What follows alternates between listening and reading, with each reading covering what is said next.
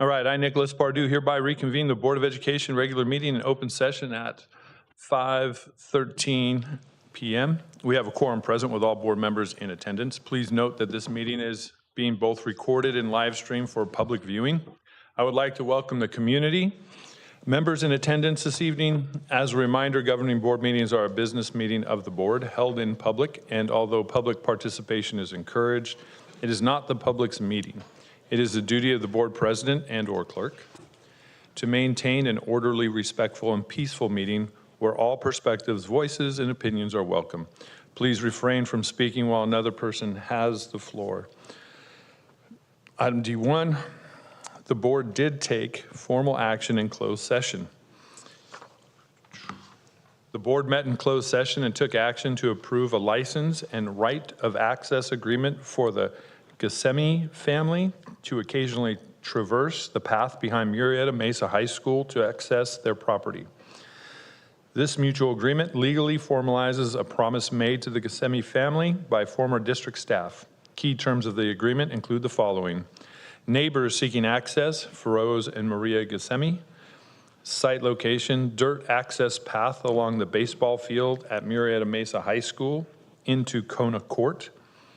There are no financial considerations exchanged for this transaction. However, the Ghasemis agree to protect and preserve the access area from damage and shall restore and repair any damage and defacement at their sole cost and expense.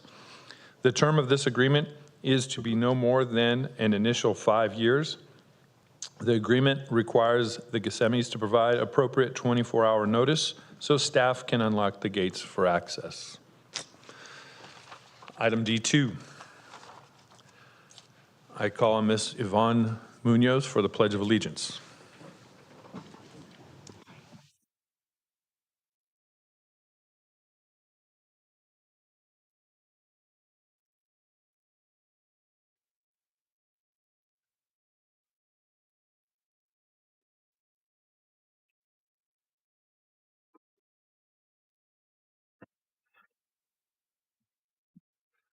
Item D3, approval of the agenda, calls for a motion.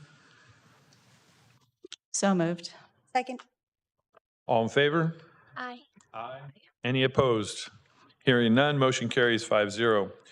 E1, public comments.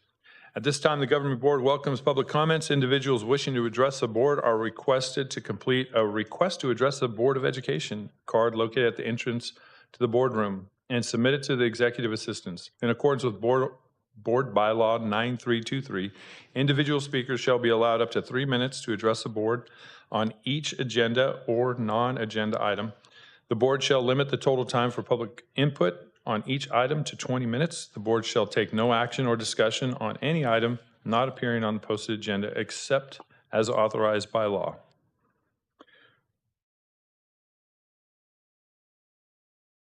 All right, I think that's good enough.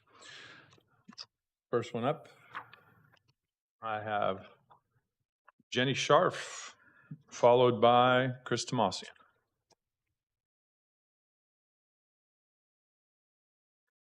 Good evening, board members and executive cabinet. My name is Jenny, and I'm a teacher and parent in the Valley. I'm also a plaintiff in the May versus Kamrasi lawsuit against Temecula Valley Unified School District. On May 22nd, the California Court of Appeals provided a preliminary injunction against the CRT ban and declined to make a ruling on the outing policy.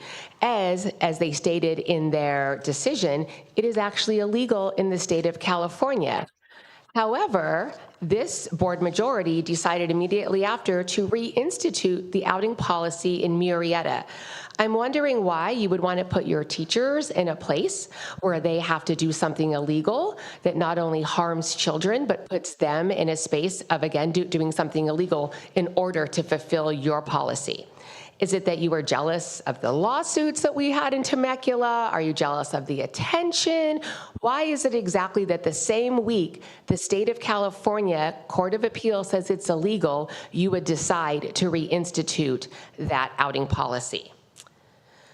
Also, I'd like to ask the district to investigate how board members We're able to get information that's confidential about students and their gender identity and sexual orientation. As a teacher, I do not even have access to that information. I'm wondering how a board member was able to get that. Also, I hear that a board member wants to celebrate Constitution Day and perhaps even celebrate that with an exam. I, for one, love this. Bring it on. You can then be sure that the students know all about their right to free speech, to peaceably assemble against policies they disagree with, even the ones that this board institutes, and that they can learn that we're a federal republic and we're not ruled by kings who like to decide things by executive order. Oh, and Nick, I hear that on several occasions you have talked about women in particular who've spoken out against your policies and political grandstanding after they've left the room. One, this is a violation of the Brown Act, but I know this board majority doesn't actually care about the law, as you've already demonstrated. But just so you know, I'll be sticking around. So if you have anything to say, you can say it to my face. Thank you. Hoskins, followed by Emily Brooks.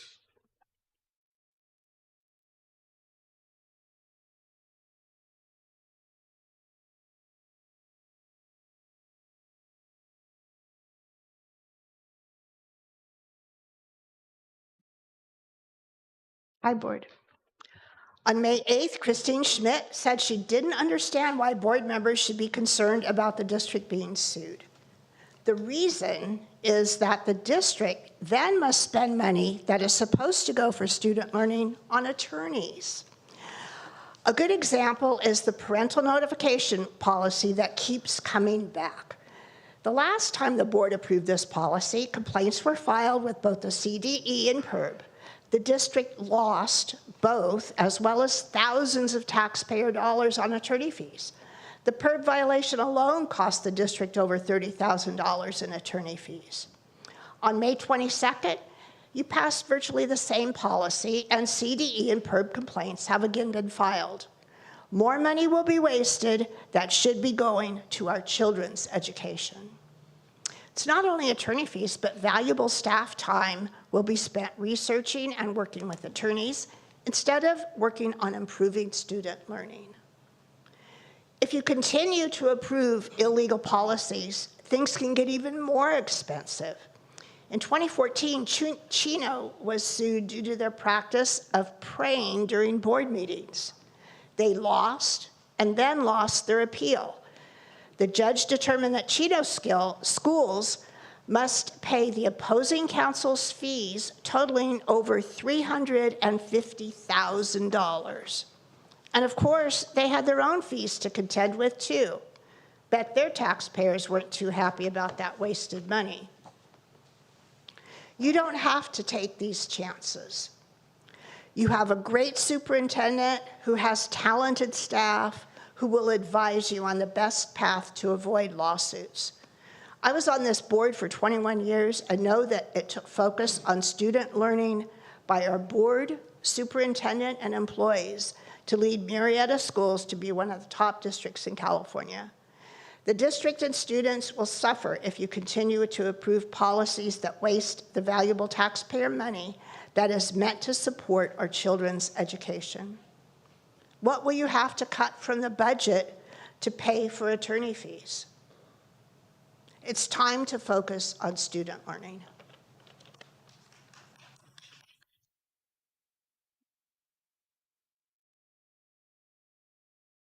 All right, Emily Brooks, followed by Kelly Parsons.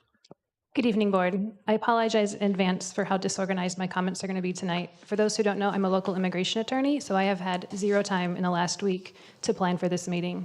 But I do want to talk about that a little bit, because I know it's not the topic on your agenda tonight, but it is at the forefront of everybody's minds after these last few weeks. Friday was the last day of school. I had the privilege of leaving work early to pick up my son and his friends from school, taking them to the gym, hanging out with them. And instead of celebrating the end of the school year, I was answering questions about what might happen to their parents, what might happen to them. My son's father is an immigrant from Mexico. His friends' parents are Mexican as well. I work with clients day in and day out who are in various stages of the legal process. Some arrived 6 months ago and are trying to follow all the rules to apply for asylum. Others naturalized decades ago, and they're also afraid of something happening to them or their families. I want this board to acknowledge right now that our community is living in fear. Our district has very stringent and well-supported anti-bullying policies. This board, I believe, has been violating those over the last year. You consistently, repeatedly enact policies, speak from the dais in ways that are degrading to children of different backgrounds, different sexual orientations, and it needs to stop. Maybe it's legal, maybe you can get away with it, maybe the lawsuits won't work, I don't know.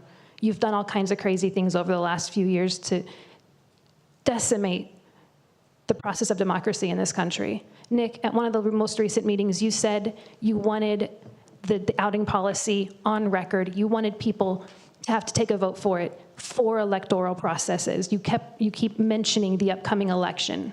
You want people on record. Why are you making decisions? Why are you putting things on the agenda for electoral purposes? Why are you trying to enhance your electability and hurt others? Why aren't you just doing what's in the best interest of these kids and of our district? We've got 2 months off. Kids are going to be back in classrooms in August, and they're going to be scared still about what's going on in this country. I beg you, I plead with you, your mothers, your teachers, do what's right. It might not fit with your political agenda, but do what is right. Think about those children who are coming home today and their dad's not there, who are worried that they'll wake up in the morning and there will be police and officers armed to the tooth knocking down their door, barging in, dragging their parents from their home. Do what's right. In your heart, you know what's right. You go to church on Sunday, you pray, you worship. Let the little children come unto me. Protect the children in this district and stop bullying them. Thank you very much.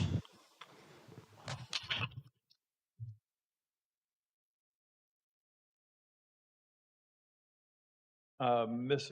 Parsons, do you want to do yours just together? Because we only have one other speaker after Sure. Ms. Parsons is Jeremy Murphy. Okay. I have two things that I wanted to speak about. First is our fabulous year at Lisa J. Males. I have two monarchs there, twins, that have been under the absolute fantastic guidance of Miss Nunley. She's a legacy employee. They were in 3rd grade with her, and it was so wonderful to be able to see a former Bronco helping my kiddos. I know Miss Morrell and Miss Rose have worked incredibly hard to continue the good work that Lisa J. Males has been doing for so many years, started under Miss Munchnick's guidance. Monarchs have heart, and that is something that our family sees every day, day in and day out. I also want to shout out Miss Hensley and Miss Ostrand. My son has an IEP, and the amount of growth that he has seen this year is absolutely phenomenal. I am so, so proud of him. I want to thank Miss Lamb for her guidance in the running club. My daughter, who does not like to exercise, she likes to walk and chat with her buddies, did 7 miles before school even started this year. I want to thank Miss Idler for her incredible work with my son and his speech. Miss Wallace, if y'all have not been to the library over at Lisa J. Males, please take a moment in August when school goes back. Please enjoy your summers. But Miss Wallace runs an incredible program. My daughter loves cats, and she specifically, when they get money from the district, she specifically knows each kid and will order books specifically for their interest in their Lexile. So I am incredibly proud of that work that they are doing. I know Miss Rose is headed to a different elementary next year. Those people are really lucky, really, really lucky. And I know that Mr. Punzel is coming in, and we are really looking forward to the expertise that he brings. As a mom with a kid with an IEP, I'm so looking forward to the continued support that my son will receive, as well as others. Okay, and Miss Keck.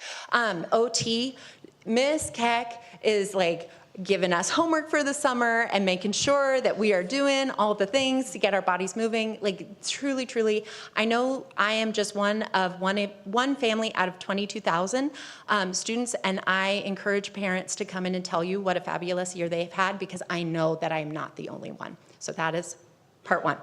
Okay, now I'm going to put my teacher hat on. I'm also should I wait? Sorry. Okay. I'm also a teacher of English over at Vista Murrieta High School, home of the Broncos. I'm very, very fortunate to have wonderful students. But one of the things that we've been having a conversation about is AI and ChatGPT, and we need more support. I really want to thank Mrs. Celeste Scallion for bringing in John Fox and having a PD. That was 1 hour, and he could have spoken and helped us for hours and hours and hours. I have unfortunately had to have many a conversation with students this year about using ChatGPT not in the right ways. They're often taking prompts that we have done in class. I've seen them handwrite it, and then what they turn in is not what they wrote. And I'm like, hi, these are not the same. Do you know what, antithesis means? And they're like, no. I'm like, okay, pumpkin, let's have a talk. So I really want to encourage, I know Dr. Andrus, you and John Fox and the tech team have been helping, but we're really going to need more professional development. In the English department, we have in our syllabus language regarding what happens when a student uses ChatGPT or AI in place of their own critical thinking skills. And I know that in order for our students to be ready, and profile of the graduate is going to be such a huge part, I'm really worried about the grade level projects and how students are really going to miss out on their own critical thinking and their own self-reflection if they just put the prompt into ChatGPT or another AI service. So if we can have a continued, I know the work is already happening and I've seen it firsthand, but if we can see that continued work, I know Mrs. Shriver sent us a newsletter at the end of the year.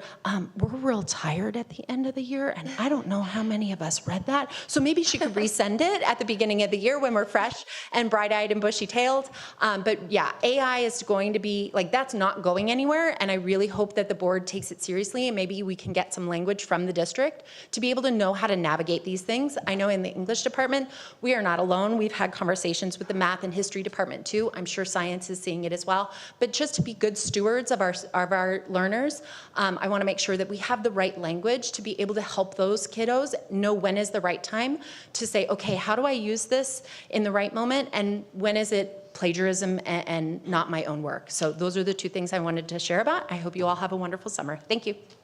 Am I allowed to ask a question, I guess? Is there software in the district to catch the AI? I'll respond to that. Okay, okay, Good question. yeah. But I can cover that. All right, Jeremy Murphy. Go. I appreciate the time. I'm a dad of 3 daughters in the district. When I was growing up in a small town in North Dakota, it was instilled in me pretty early that if you want to do what's right, you got to be willing to put in the time and put in the work. And I thought about this as I reflected on recent board actions, because effective leadership, it's hard work. It requires constantly working with stakeholders at every level, oftentimes people who disagree with you. But instead of actually putting in the time and doing the work, the board majority is kind of looking for shortcuts, which leads to costly mistakes. I mean, you lazily just recently copied a board policy that overlaps with other board policies. Not admin regulations, because Nick made it clear that's not your guys' job, but it overlaps with actual board policies, which Nick also made clear is your job.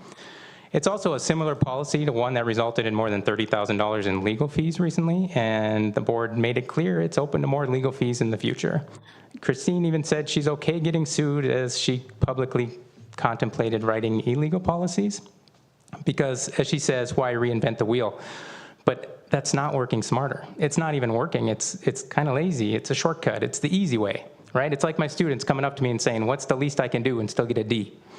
And the right way requires collaboration with all stakeholders, legislators, down to parents and students. Again, it's hard work. And that's just one policy example. That was a shortcut.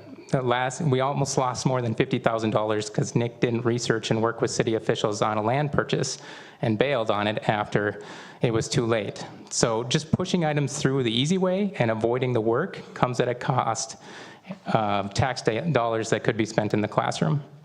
And when taxpayers even wanted to help and support our own schools, Nick blocked parents' rights from voting. He said he wanted to challenge the state for those funds. He said it would be his #1 priority.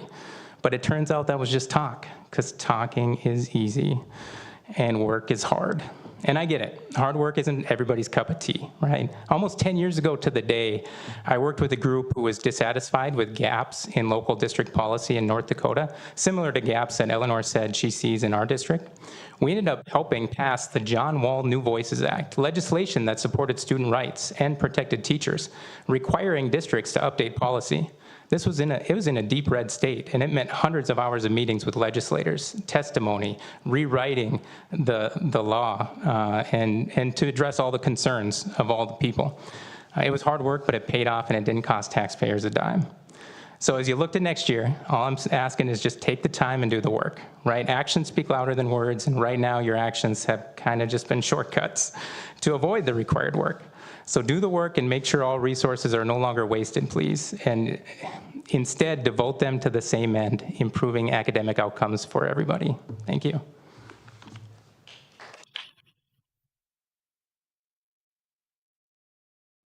All right, now we have employee organization reports.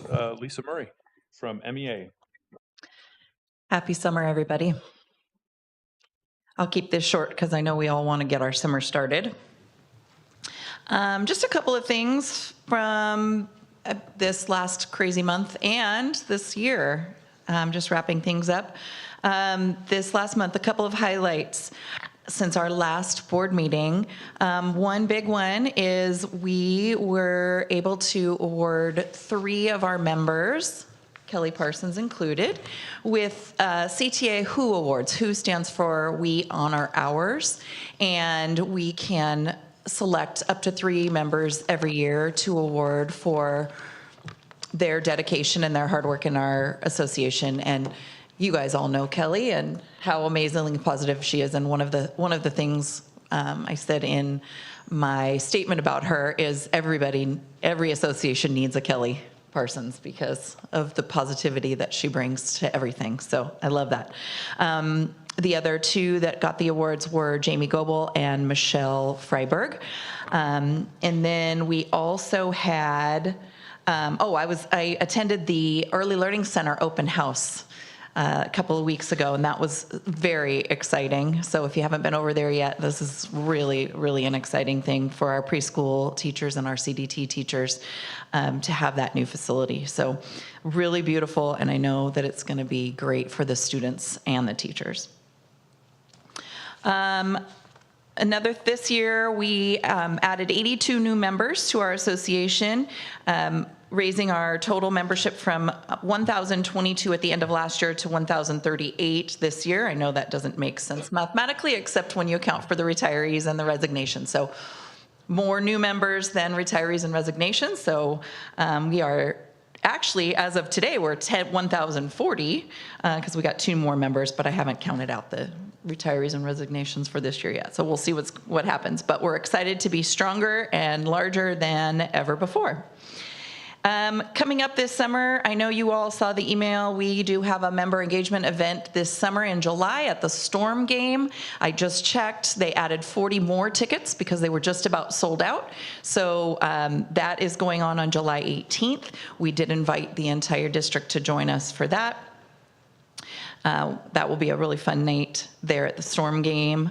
And then Julie and I will be attending the CTA President's Conference in July as well to get some new training and insight for the jobs that we hold as the leaders of the association.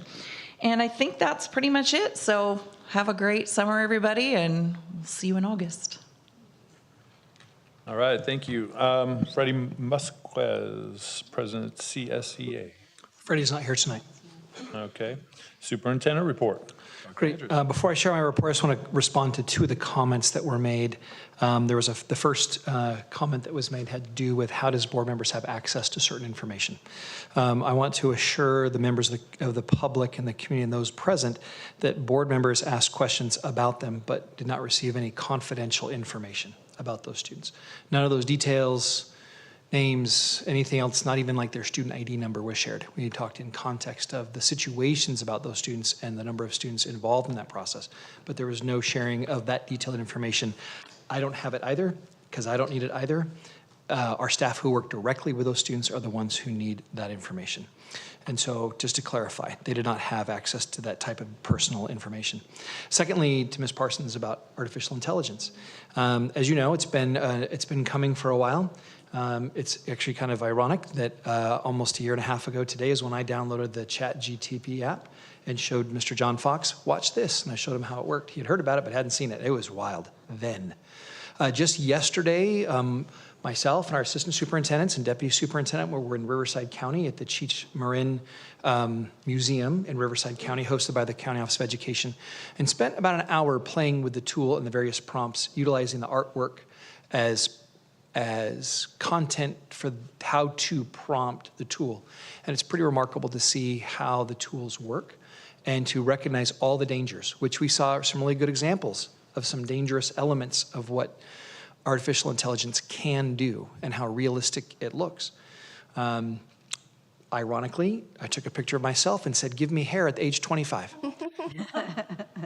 It looked more like my nephew than me, but you know, it was an artistic painting of me with hair at age 25, but that was artificial intelligence doing its best. Yeah. Later, I'll put it in my update to the board. Will you project it? I don't, no, there's not the ability to here. The point is we recognize, though we as a district have made some inroads, we are not there. And I don't think anyone is there, and I don't think there is an answer to arrive. This is one of those continuous, ongoing changes that we have actually experienced. If you've been in education for a while, you're going to know this is what's occurred. In my lifetime, I remember when the Casio calculator watch came on board and calculators became affordable, and math teachers lost their mind, right? And we got past that, and now we know how to use that as a tool. And the same will be true of artificial intelligence. But we've experienced change in education with just the internet becoming a thing, right? And then Wi-Fi access and portable devices and now streaming services and everything that's come in our lifetime, and those of us who are a little older, more experienced educators have experienced it. Artificial intelligence is the next version, and like the previous ones, it's going to change education. Our responsibility would be to respond accordingly and move with it. And so we recognize, in talking with other districts and other legal services around like our current board policies and acceptable use policy, technically covers all the things around artificial intelligence now. And those who are trying to write policies about artificial intelligence have to change it every month. So the recommendation is like, let's see where this is going and take our time to get there and utilize the tools that we have as we watch this grow and develop. At the same time, we recognize, and we saw a great presentation from Desert Sands Unified. They have some nice resources, and they've taken some steps in both professional development and student lessons around appropriate use of artificial intelligence. So we'll be taking a look at those resources and work to embed and incorporate some of those things as we move forward. Okay, those are two questions I wanted to answer. So yes, we've concluded the school year last week. Nearly 2,000 graduates crossed the stage, reaching that high point in our school system. I think there was a very touching moment at the MCA graduation, if you're able to see it. It was a terrific moment. We had a graduate from Murrieta Canyon Academy come to the podium to turn the tassel. And her mother, who graduated from Murrieta Adult School, came up with her, and together they turned the tassel together. And it just kind of embodies this sense of achievement and community all at once. And it was a touching moment for those of us that Mrs. Schmidt and Ms. Young were with me at that time, along with those in the audience or those who were here with us. It was a great example of what our district does for families and achievement for people at the same time. So I want to thank our counselors in partnership with our parents, our administrators, our teachers, all of our certificate staff, our classified staff that make our school district go to contribute to this work every day. Tomorrow, as mentioned about the Early Learning Center, thank you for bringing that up. Ms. Murray, the ribbon cutting we're going to open this new facility for our Early Learning Center located on Madison, just south of Guava Street. It's kind of tucked in towards the freeway. This project is in the very final stages, and we host students starting in about the first part of July is when services will begin. We're going to move over, serving kids 18 months to 3 years old in these new programs. We completed the licensing for 8 classrooms, and with 2 more to grow to in that program. And currently the program sits in 5 portables. We only serve 5 classes in some portables that are adjacent to Avaha Elementary.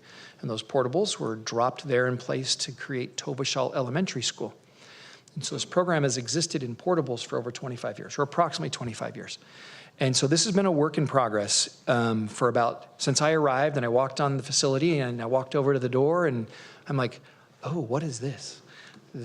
What I see here does not match the rest of the district in terms of functionality, level of excellence, what we provide for kids. It just didn't seem to fit. It was like a sore thumb. And so about that time, as we started the conversation, like, we need a different home. Like, something needs to happen. And so staff and I began the work, those of us in the room, to make that happen. And so it's delightful to see that our board, prior board, current board has taken action to get us there, to see that change. And they now have a permanent home, not in portable buildings, where the early learning and enrichment services can be in that permanent home. Lastly, I just want to share a little bit about our testing from the spring. The state of California has provided some very early data to us. It's not finalized, indicating that our district grew by another 2 to 3% in the number of students meeting or achieving standards in English and math. The details are still, how they take some more of the crunch on that. But again, positive growth by some significant numbers, coupled with last year's over 5% growth in those areas.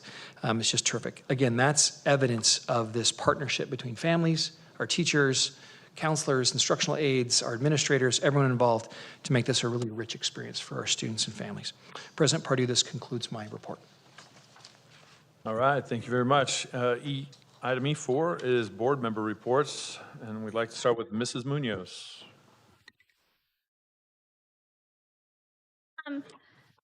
This is an exciting time of the year, I think. June is like a bridge month, where you're coming out of all of the emotions of May, which is, beginnings and endings, like the absolute exemplification of spring, right?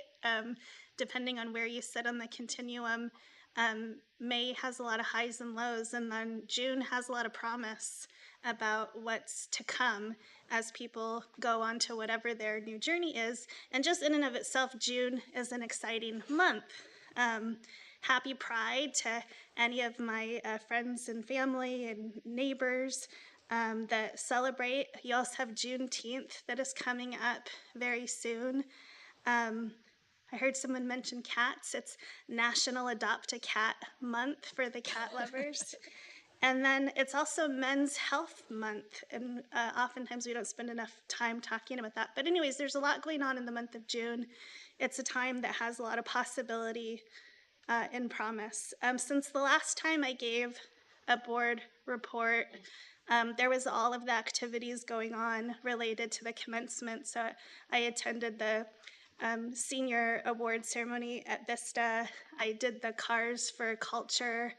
I accompanied the Vista boys basketball team to Point Loma for a tournament. Mesa was also there participating. And then we went to Cal Baptist for their team camp, and there was also a number of schools from the district and surrounding areas there. And that's exciting too, because we oftentimes hear in this forum about the trips that the students take from an academic perspective to college campuses, but they also get a lot of really great opportunities through sports to experience what college life looks like, which also sparks a different kind of level of interest and engagement that takes them through their next journey, because kids are all motivated by different things. So when I was thinking about today, I was just reflecting on the excitement of June, the possibilities of the things to come, and a lot of that comes down to decisions that we each make and where we choose to put our focus and attention. I remain ever optimistic about the good work that this board can do into the next school year, and so I hope everybody has a really wonderful summer break, because we won't see you all again until August. And to all of the teachers, staff, and administrators, just thank you. It's been really amazing for me as a new board member. I was saying to be on this side of the curtain to really see and appreciate in a different way that you don't, for me as a parent, or even the wife of an educator and coach, this has still been completely eye-opening in a different way. The amount of sacrifice and selflessness and pride that is put and poured into our students, into our community, into our future every single day. So thank you. All right, thank you. And Mrs. Schmidt. Hi, good evening. So since the last time we gave out board reports, I attended the military family game night at the end of May at Chivela. And I just am so happy that our district has activities like this for our military families. I just think that's amazing. And when I was there, I got to meet some of the students that were from Mesa helping, and I told them that I would give them a shout out. So I don't know if they're listening, but I got to meet Zach Bittner and Natalie Collip, who are in JROTC at Mesa. And they were just telling me all about it and how you get into it and all the things that they have to do and why they wanted to do it. And they were just really amazing young people. And so, hi, Zach and Natalie. I also attended the MCA and Mesa's graduation ceremonies. And oh my goodness, it was so exciting. Like, I've always done it from, the parent side. And as I was sitting up there, I was just thinking how bittersweet it is, and just kind of remembering when my kids graduated, how it's such a happy time, but also sad. Well, for me anyway, just like, oh, now they're going to leave me. So it was a very honoring thing to be able to sit up on that stage. So and to shake the students' hands and then take pictures with them and congratulate them. That was amazing. And both ceremonies were just so beautiful and so well organized. And I just want to say publicly again, thank you to Principal Bean and Principal Richards for letting me participate. It was truly an honor. And just like Dr. Andrus had shared, the one of the special moments was at MCA, where the graduation ceremony included the adult school and the MCA, and it was a mother and daughter graduating. And I think they said that was the first time it has ever happened, right? So that was just a beautiful thing to see. That was so special. And then I have also been working with members of the community to work with the city to set up a Constitution Week this year. And they said I could say it because it's like they are okayed it. So it would begin on September 16th. So I was trying to look for ways that we could partner, the district with the city, and they approved it. So hopefully this will have a Constitution Week in Murrieta. And then lastly, I will be attending the ribbon cutting ceremony tomorrow at the Early Childhood Learning Center. So I've heard amazing things about it, so I'm really excited to be able to attend that. And since this is our last board meeting for this school year, I just want to say that I hope everyone has a great summer, and this concludes my report. All right, thank you. And Ms. Young. Okay, good evening, everybody. So I've been to quite a few events over the last few weeks. I went to the APAC Rites of Passage celebration. It was different than because I try to go to all of the meetings unless I have a conflict, but it was definitely a celebration. They acknowledged the kids who finished 5th grade, 8th grade, and who graduated from high school. For the 12th graders, they talked about each student's achievements and their future plans, and almost all of them are going to four-year colleges. I went to the Celebrating Educators Luncheon at the Riverside Convention Center. Again, that was a very positive experience to see several of our employees recognized. And it's also really nice to see what's going on in other districts, because either are the positive things going on that we can learn from and maybe try ourselves. I just think we can learn a lot from each other. I also went to the district's induction colloquium. I was really happy to be able to attend the colloquium, meet some of our new teachers and their coaches. I work directly for the County Office of Education as an induction coach. The County Office of Education manages remote induction coaching for the entire state, so the people I work with are all over, sometimes in other states trying to clear California credentials. I wanted to see, if the structure was any different than the way the county does, and theirs is on Zoom. But I can definitely say the spirit of it is the same. It's quite celebratory, because everybody's been working hard on this for 2 years. Those teachers are clearing their credentials, and anyway, I really enjoyed being there. I got to go to the Student of the Year breakfast. We do have a lot of students doing great things in this district, and unfortunately, we can't acknowledge all of them. I think a lot of them are actually getting acknowledged at their school sites and in their classrooms. We do hear a lot of catastrophizing at these board meetings, and I think we can all agree there's always room for improvement. No matter what we're doing in any job, in our personal lives, I do want to remind people that this is a top-rated district in Riverside County. We are also in the top 4% of districts nationwide. Of course, you know, I would like to see what we can do to make things even better. We should never rest on our laurels. But keep in mind our rankings when you hear comments about what a disaster this district is. We need to discern the difference between wanting to see what we can improve and manufactured crises. Manufactured crises will not improve our district, and it definitely does not improve the student experience. It creates a hostile environment for these students. I'm a CSBA delegate, so a couple weekends ago, I was up in Sacramento for the weekend at the delegate assembly meeting. We all get put on committees. I asked to be put on the Secure Fair Funding Committee. At this point, for this one, they asked us to gather information from each of our districts, and they're really looking at the impacts of the cuts in federal funding.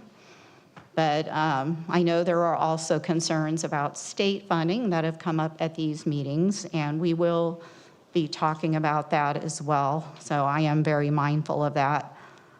We do have virtual meetings throughout the school year or throughout the year, and we will be meeting in person again in December. But I learned a lot. It was a productive 3 days.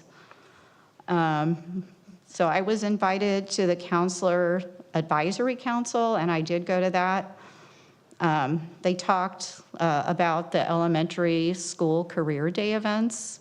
They were quite successful. I personally went to 2 of them. I don't remember experiencing that when I was in elementary school, so I thought it was great. They also talked about bullying prevention, and they also talked about discipline. The discipline issue, they said, has mostly improved over the last year. There are a couple of areas where it has not improved, but the overall trend is improvement. I went to the Pride Awards ceremony at Mesa. It was, you know, we're in that part of the year. It was a very festive evening for both students and parents.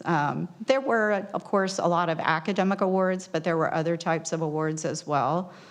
I went to another higher Education Coalition meeting. Our group is working on bringing a 4-year university to this area. We have several $1 million. We have several $1 million so far. We need to do more fundraising. It's, I would say, humming along. I think it's going to take a while, but we do have the building. It is for this whole region. It happens to be in Temecula. But it would be great, you know, if our students didn't have to commute to go to school, like drive down to San Marcos or Riverside. I went to the Golden Oaks Gala, and this one's a little strange, but I was invited by our Army liaison. Actually, I got a call asking if I wanted to go skydiving, and I said no. And then my father was a naval aviator. I could see him shaking his head no. But then they said it's indoors, and I'm like, oh, that sounds way safer. So I did it, and when I actually saw it in person, I realized it is quite safe. You're in this big tube, and there are fans, and they kind of push you so you're floating in the air. You do have equipment, a helmet, earplugs, because it's loud. There's an instructor in there with you. There's 2 in there with you. One is giving you signals because you cannot hear instructions. And the other one's making sure you don't like crash into the wall or something. But if you get the opportunity to do it, I would say go for it. Yeah, it's, yeah, I still won't skydive though, but I'll do, yeah. if I get the chance to do it again, I'll do it. But, it's opportunities for students, because some students, actually one of the instructors graduated from Temecula Valley High School. So, it's opportunities for local students who might want to go into the military. The Murrieta Canyon graduation was brought up a couple of times already. I also really loved seeing the mother and daughter get their diplomas together. And I will give a shout out to our Rotary Club. They were there and they handed out gifts to each graduate after the ceremony.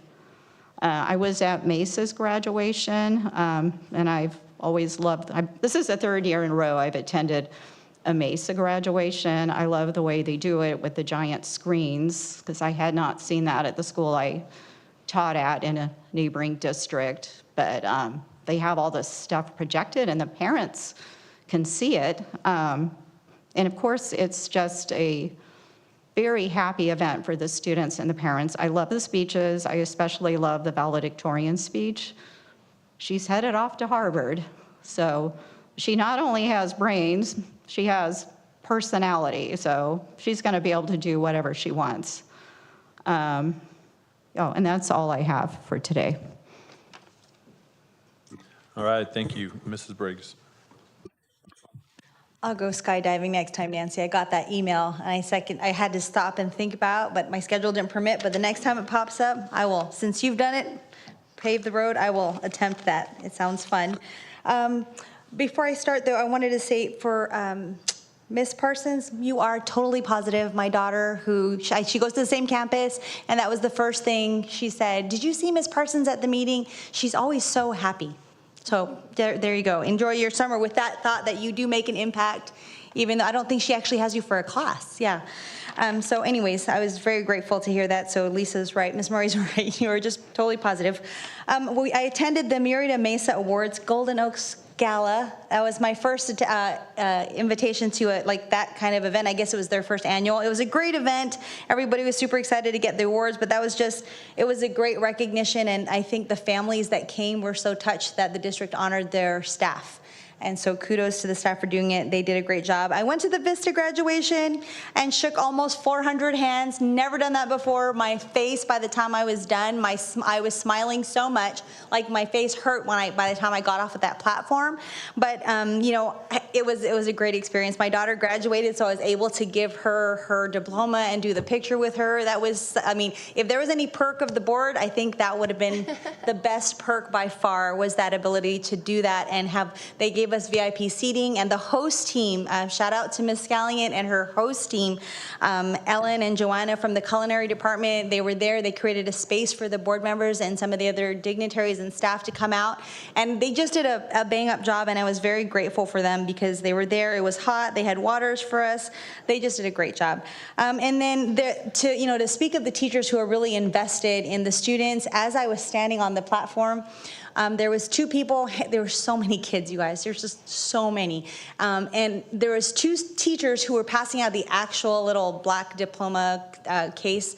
But every time the kids came up, they would adjust their stoles or check their hair before they came for that picture. It was those little details that in one sense, it doesn't seem significant. They're just going to go take their picture. But these teachers cared so much that they literally would stop them, fix them up before they got to that picture. So their attention to detail at Vista for this event was pretty phenomenal. And then the CTE, I thought of CTE because the kids who were recording and who were doing the graduation actual production were all kids from Vista's media program. So you see these kids running around and they're just in shorts and a t-shirt, and they're out there operating these pieces of equipment. It was such a testament to the CTE program, so I was very grateful to see that, and that was great. And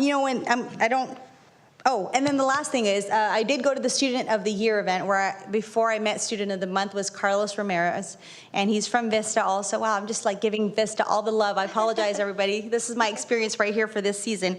But Carlos, who got the $50,000 grant or award from Edison and all that, I was able to connect him because I found out this kid, while still in high school, has started a nonprofit organization, and he helps other kids code And I thought, that's amazing. Well, I was able to connect him with one of the business owners that I know who actually owns a company who does installs of software and hardware. And so, Carlos, I'm hoping this is it's going to be a great collab before he goes off to college. But I was just excited to be able to partner with him, somebody in that exact field that he's created this foundation for, or this nonprofit for, to be able to implement what he's doing. And I just can see he's a bright, bright kid, and I was very grateful to have met him. It's like really an honor to have met him. So that's all I have. There was a lot more in between here and there, but it's been a great season as we come up for the summer. And I remember Mrs. Murray when we first came on the board, one of her mentions was, do all the events, as many events as we can, go to as many of the things that we can, and I can see why it's important, because you really see the boots on the ground people, the teachers behind the scenes, the classified staff behind the scenes who work to do the everyday things we don't always see, and we get to meet them behind the scenes. So I was very grateful for that word of wisdom, and I'm doing it, Lisa. I'm trying to get to every event. There's a lot of them. There is a lot. But we are trying as a board to, I think we try to divide and conquer for all these events to get there. And the goal is to be a presence in our district so that the people in our community know that we are invested. We're an invested board. We will go to these events because I know the value of it, but it's good to have the reminders of to go out there and be a part of what's going on. So I always call it like boots on the ground. What is going on, boots on the ground, we want to know. So that concludes my report. All right, thank you. And I think you're highlighting something about our board, which I think is unique. We have a diversity of opinions up here on the board about lots of different things, but I think everybody's really engaged in the community and in our schools. And you guys all show up for all of our events, and I think do a great job representing the board. And so I appreciate what you guys have done. For myself, end of year celebrations are always a thing. My wife being a teacher and our whole group, everyone's excited about the end of the year. June is an amazing time. This is true.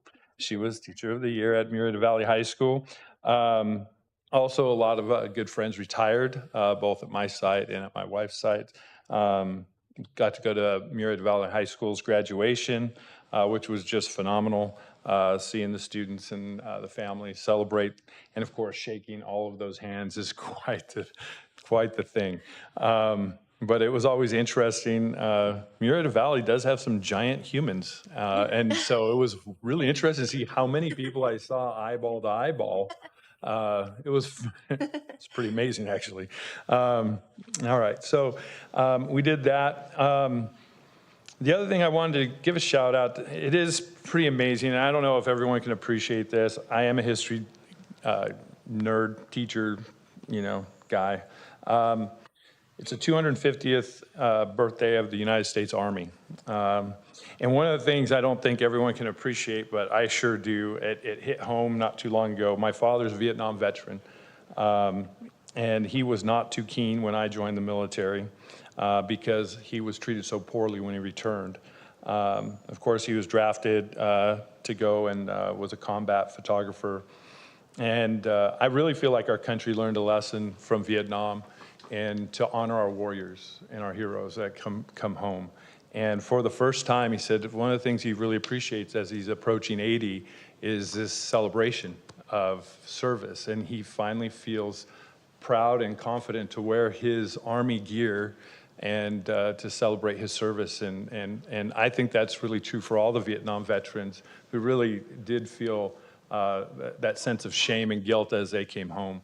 And I think it's just such a great thing that, I didn't realize it was a tradition until later that it would be common to tell the Vietnam veterans today, welcome home, because they never got a good welcome home when they came home when they were young men. So it's a really cool thing that's happening to recognize the service of so many of our veterans and to recognize what the Army's done. The other thing I wanted to mention is we talked about schools, and of course we're at the end with finals. I just finished up finals not too long ago, and we were mentioning the AI problem. AI, and this is interesting as a teacher, and it's part of the reasons why I got on the board. A lot of people think it's because of politics and church and some other things. It's not. I've been working very, very hard, actually, and trying to make sure that we have curriculum that meets the needs of our students. And that's a huge, huge issue that I've been working on since I've been on the board. One of the things that I found as a teacher is that students would do homework, and I call them homework doers. They get it done, they want the points, but they really don't know why they did the homework, and they're not sure about the content that was in that homework. Oftentimes they're not reading their textbooks, they're not studying, they're not sure how to study and what that process is. So as a teacher, you're kind of trying to fill the gap, especially I teach mostly seniors now. It is interesting to see that, and AI has thrown a big wrench in that, because now kids are using AI in all kinds of different ways. And if you thought that the homework doers were not paying attention to what they were doing, at least they were putting pencil, paper, and writing it down. And now with AI, they can just take a picture of a problem and call it a day. There's a lot of different ways in which AI can become problematic for educators. And I think our district and all districts are going to have to really look at that and decide how we're going to tackle those issues, because we don't want kids to feel like high school is just a hoop you jump through. It needs to be something that they're developing their skills and learning the subjects at hand. And we as a district and as adults who care about children, I think it's important that we address that issue. So I'm glad that you brought that to our attention. Additionally, we were talking about First Amendment rights and the Constitution, and there's so many things going on in this world. And as a social studies teacher, I think it's so important for us as adults to illustrate how to handle differences of opinion. And I've said it about 1 million times. First Amendment, everyone has a right to come in. As an elected official, tell me what you think. I do have a responsibility to my constituents. I say it all the time. I represent the west side of Murrieta, and they have concerns about the issues that we talked about here. It's not something that Pardue just brought up out of the thin air. Those are real concerns, and those real concerns can translate into attendance issues, right? So if enrollments drop, that becomes problematic. I've said that about 1 million times. Oftentimes people come in and speak, and they speak their mind, and then they get up and leave and never hear the response. That's not being responsible with our First Amendment. We need to learn how to communicate with one another, and there needs an element of empathy, right? So we want to humanize the people who have difference of opinions. And that's true for us as a board, it's true for us as a community. If we want to live together, then we need to learn how to communicate together. So having that First Amendment right is very, very important.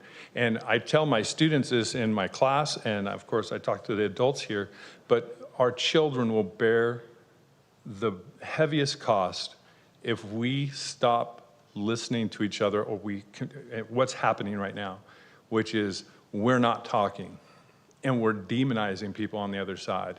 It's a horrible thing to do, because when you stop talking, there's really the only thing left really becomes violence. And as old people, we're not going to be the ones involved in it, are we? But we are the ones that can end up fomenting that. And it's important to be responsible with the language. It's important to be responsible with how we communicate with each other, how we use that First Amendment and communicate and try to solve problems. Because I'm in my, I'm over a century old, half century, sorry, not a century. I'm not going to be out there, fighting, pushing, yelling. I'm not doing that. It's young people, and it's important for us to model the proper behavior. And we are a country with a rule of law, and we need to make sure that we respect that and we learn how to communicate with each other so that we're solving problems, not just pontificating, right? With that, that's the end of my report. I'm hopeful, and I'm really looking forward to next year, and that's what makes June amazing. It is the start of something new, or the end of a year, and in my mind, we're starting a new year right around the corner. So that concludes my comments. All right, moving on. Consent calendar. Consent calendar items are voted on collectively as a group. Upon board member request, items may be removed from the consent calendar for discussion and individual action. Do I have a motion to approve the consent calendar items F1 through F5 as presented? So moved. Second. All in favor? Aye. Aye. Any opposed? Hearing none, motion carries 5-0. G, approval of personnel report calls for a motion. So moved.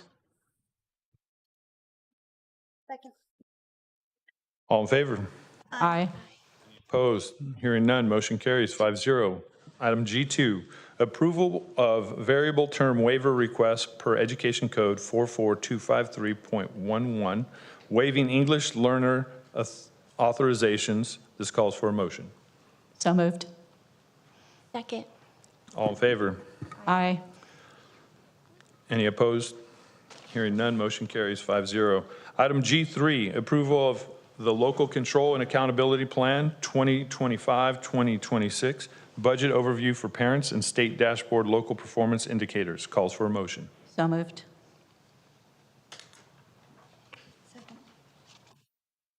All in favor? Aye. Any opposed? Hearing none, motion carries. Item G4, approval of Proposition 28 annual report. Calls for a motion. So moved. Second. All in favor? Sorry, all in favor? Aye. Any opposed? Hearing none, motion carries 5-0. Approval of the 2025-26 application for funding consolidated application and reporting system. Calls for a motion. So moved. All in favor? Aye. Any opposed? Hearing none, motion carries 5-0. Item G6, approval of elementary reading differentiator screener. Calls for a motion. So moved. Second. All right, can we have, before we take a vote, I just have to know. Yeah. That's an interesting. Mr. Parlow, why don't you join us, because you're going to have more answers than I do. So let's hear the questions, because Mr. Parlow, I'm going to ask him to respond. This is his area of expertise. Hey there. Hello.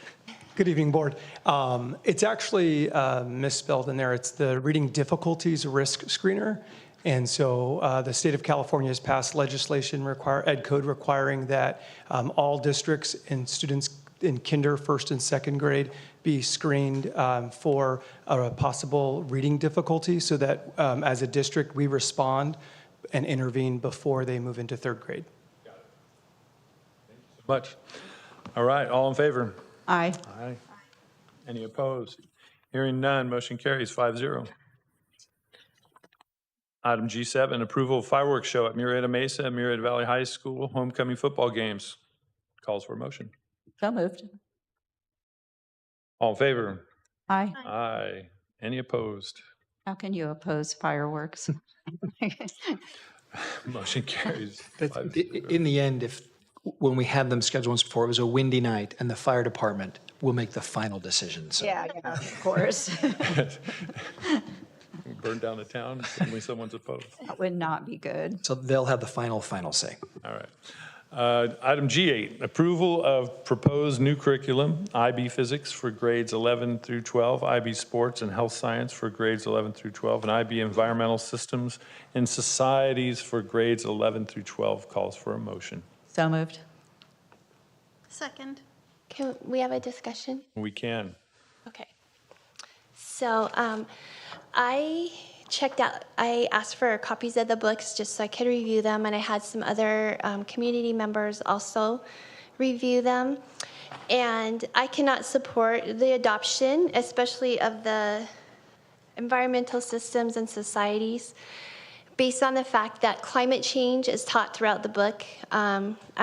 I won't support the indoctrination of our students with climate change disinformation. Teaching this to our students as if it is undisputed is not acceptable. Thousands of scientists have debunked climate change, but we are still teaching it, and it is invoking fear upon our students and making it seem like it's a public health threat when it is not. Climate change is promoted by the World Health Organization, the WHO, and the UN, and it is being imposed on us without us even voting on it. Some examples in the book are the IPCC Intergovernmental Panel on Climate Change is cited in the text as, quote, the most authoritative scientific and technical voice on climate change, which is on page 580. And the text throughout reinforces the IPCC that I mentioned above, curated scientific consensus throughout the book. So I understand that they need an IB science curriculum, but I believe that, in my opinion, you need to find one that does not revolve around climate change. And if you would like more information on the climate change disinformation, I recommend that you follow Mark Morano, a former senior staff of the U.S. government working in the Environmental and Public Works Committee, the founder of ClimateDepot.com, and the author of the Politically Incorrect Guide to Climate Change and the Great Reset, Global Elites and the Permanent Lockdown. So I just feel I just wanted to publicly tell why I'm not voting for it, because I did research, and as a teacher and a parent and a community member, I just feel like some of the things that we teach in school, we teach as fact and don't present the other side. So I think that, yeah, I'm not going to vote for this. I have a quick question. You might be able to answer for me. The IB has very specific books that we need. And do you have the copy? I thought, Christina, did I you brought have it the to copy? Dr. Andrews. Do you- He has it. do you have that He copy? probably gave it to Tim. I don't have the copy with me. I gave it back to staff, but I think Mrs. Shriver is pulling the one that's on display. I was just kind of curious, was there one, and I only caught a glimpse of it, was there one that just said, like it was climate change just on the front cover, or is it on the back? Was it? This is the only one that they submitted. The problem with IB is that they're very limited with what resources they have access to. So this was what the team had chosen. I don't even know if there was a second book, because IB actually just re-upped their curriculum in like February and made some changes. And so then the textbook companies have to hurry very quickly to come up with new text to be able to support that. Unfortunately, with IB, it's a structured system that we don't have much control over. If we don't teach a certain part of it, the students won't be able to pass the exam, and it is an exam-driven course. So that's kind of where we are. The numbers are pretty low. I mean, you're talking 1 or 2 sections of the course each year, so it's not, it is important, and it's incredibly, it's a big part of the International Baccalaureate program, and to be able to get that diploma. So I do have a suggestion. Okay. Because of that. There is, because I understand, and I don't want to take something away from students, because I know it's a prestigious thing and they get, college credit for it and everything, is for critical thinking, is teach another book alongside of it where they could get the different viewpoints. And I'm just saying this is one, I'm not saying this one, but this is the one, the Politically Incorrect Guide to Climate Change, and the author has many different books, and I'm not suggesting it has to be him, but at least if we have to take something that is putting something to kids that might be not all factual, that we give the other side. So that could be a solution. One of the things I want to point out, and I think that's what you're going to say here in a hot second. I think the biggest concern, and I want everybody to be aware of, is that IB, they have their own test, what they're tested on. Yeah. So it would be I don't know, and it is very difficult, because you can imagine you have this big debate. I think they should be aware of the debate, at least. There is a debate out there. Yeah. But when they take the test, I could guarantee you it's going to be in one direction. And so that's what I think would make it difficult for students to have an alternative perspective being taught in which they're tested the other way. Would that be relatively accurate? I am not a teacher of this content, so I can't specifically tell you, but I do know that IB prides itself on the ability of critical thinking, and so they often argue both sides of any story, because that's the whole point, is to get these kids really thinking and using the higher levels of thinking skills. I do not know to what extent they discuss either side. I know what happens in an AP class, and I would imagine it's similar in an IB class, is that you have so much information you have to get across for kids that sometimes you don't have the opportunity to spend a whole lot of time in certain areas. But that is definitely something that could be recommended to our team. But again, I can't give the specifics because I don't teach the course. Mm-hmm. All right, thank you so much. You're welcome. Any other comments on the? I don't even know how to respond to that. So I Okay, let's just vote. can't, yeah. Good, I guess you won't. Then let's vote. All right. Let's vote, We yeah. had a motion. All in favor? Well, let's do a roll call vote. Good idea. Ms. Young? Yes. Mr. Pardue is yes. Yes. Are you going to say my name? No.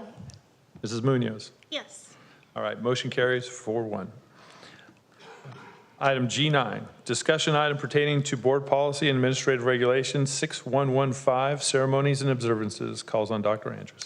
So Mrs. Schmidt had requested that we have a conversation around Constitution Day.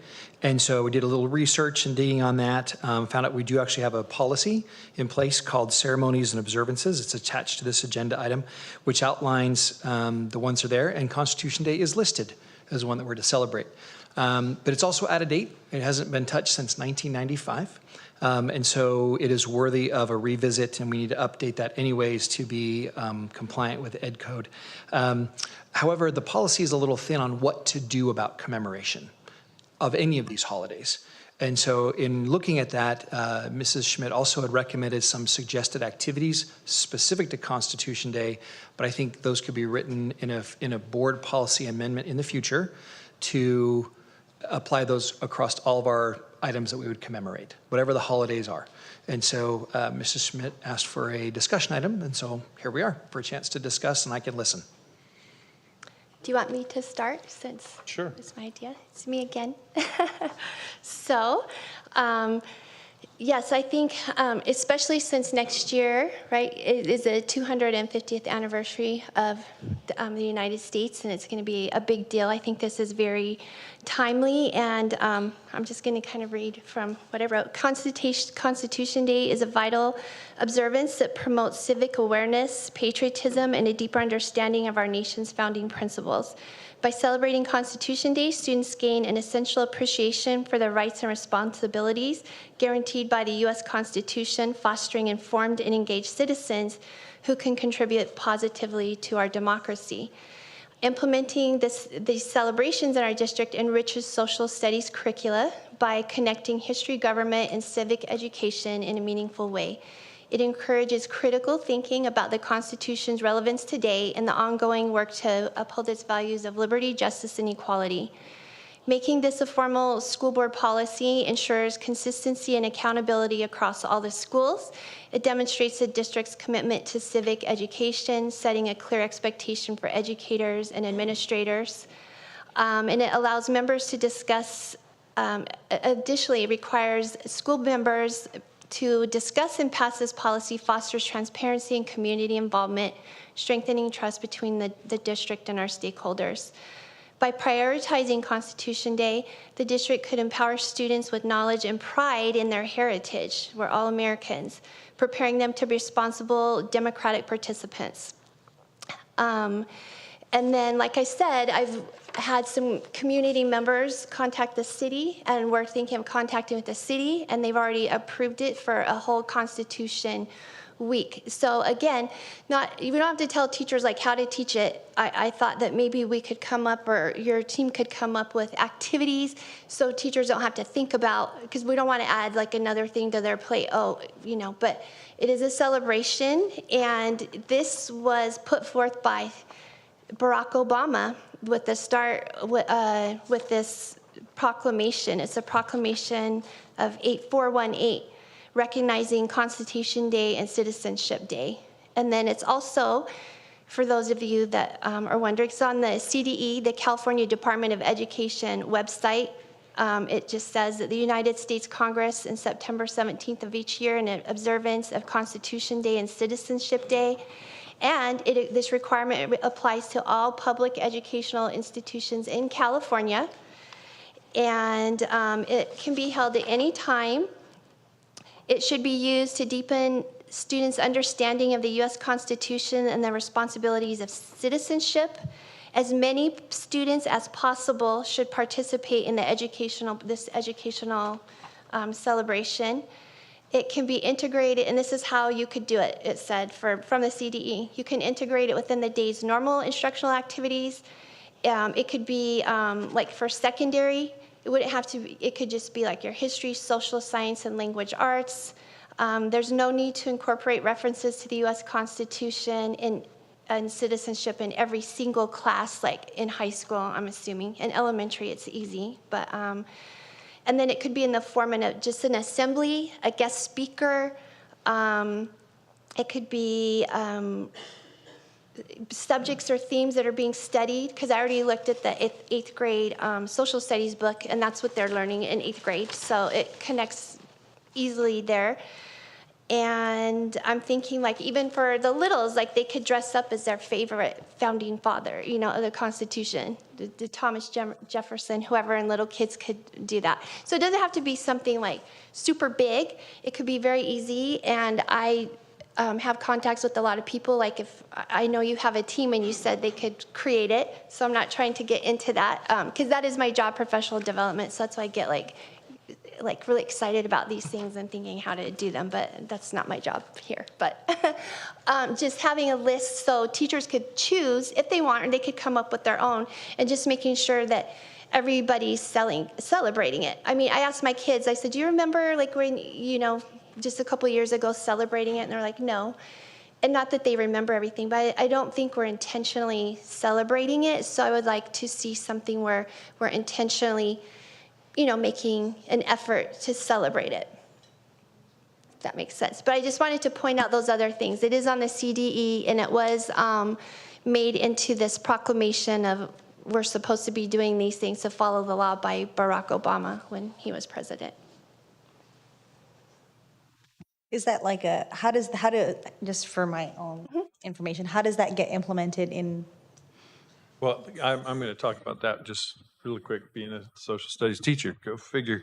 Yeah, it's in the state standards already to teach about the Constitution. This last year, there was a gentleman who works in Sacramento reached out to a number of social studies teachers across the county to participate, to have elected officials come and speak in the classrooms. It's a little disjointed effort, it seemed like.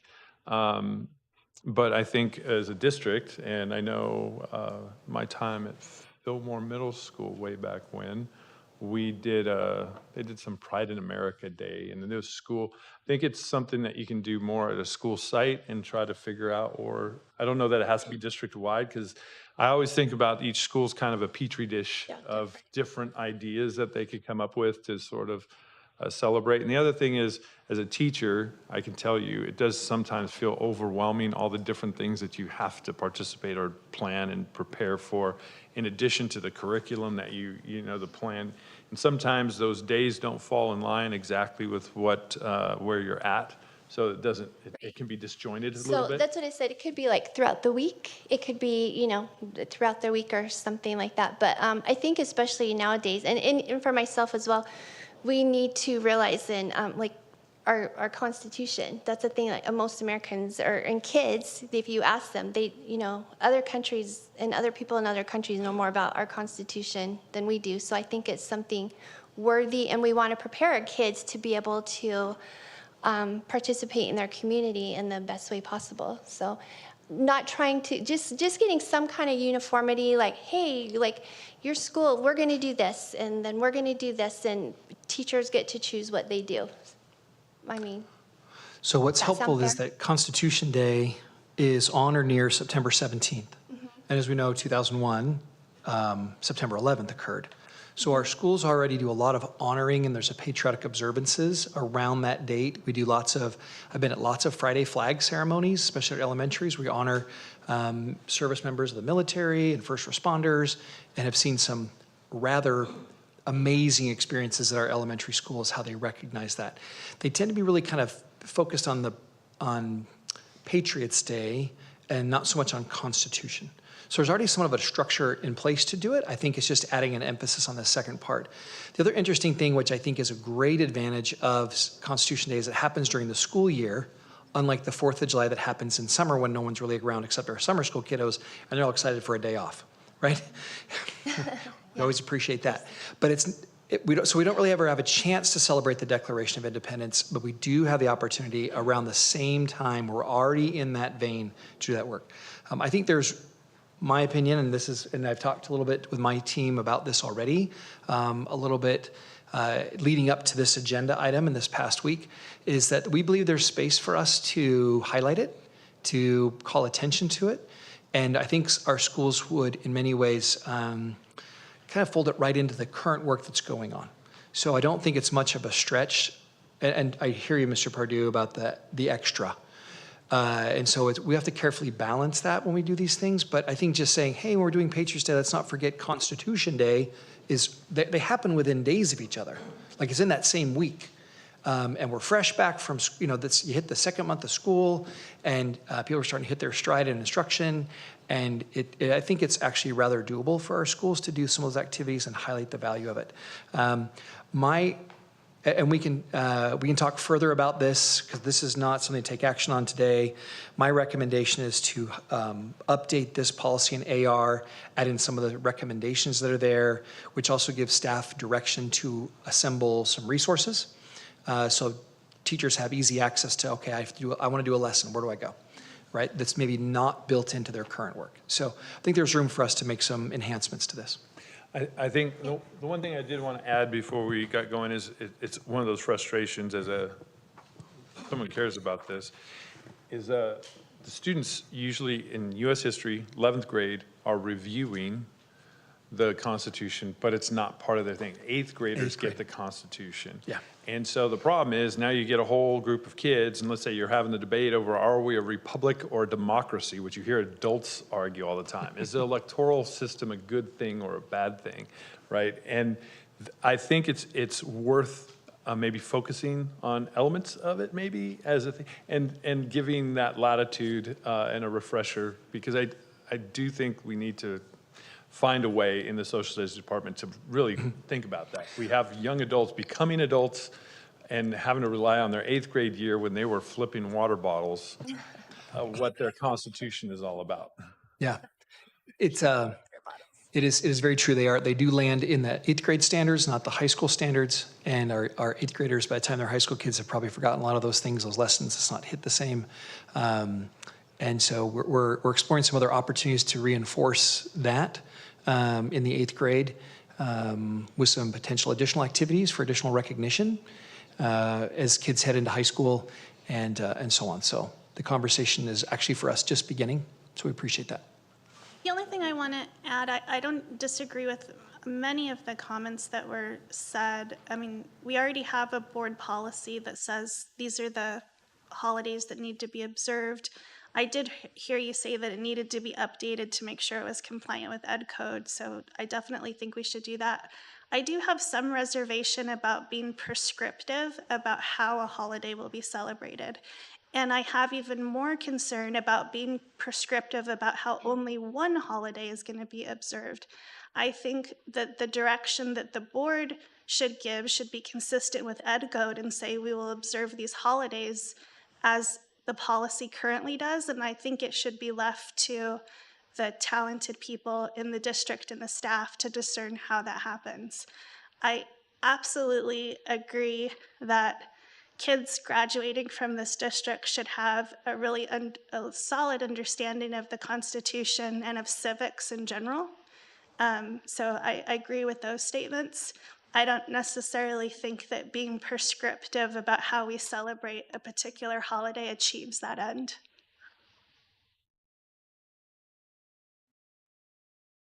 Appreciate the comments from the board. Yeah, I don't disagree with the idea of Constitution Day, but I had thoughts similar to what Yvonne said. We have a long list of holidays that are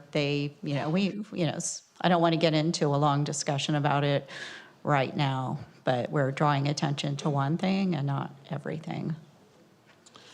All right. So I think we can end discussion. Moving on. All right. Item G10, receive Williams Uniform Complaints Quarterly Report. The board received this report for review. Item G11, presentation, safety review and controlled campus preview. Mr. Tukwa. So as Mr. Tukwa comes forward, he in his new role over student service, along with colleagues like Mr. Belk, who's retiring, and Mr. Patain, who's joining him in this role of director, have done quite a bit of work this year to enhance safety, and we'll talk about a next step forward next year, which we're calling controlled campus. Thank you, Mr. Tukwa. And before that, Miss Alana Fields, the IB coordinator, was obviously paying attention to this board meeting at home.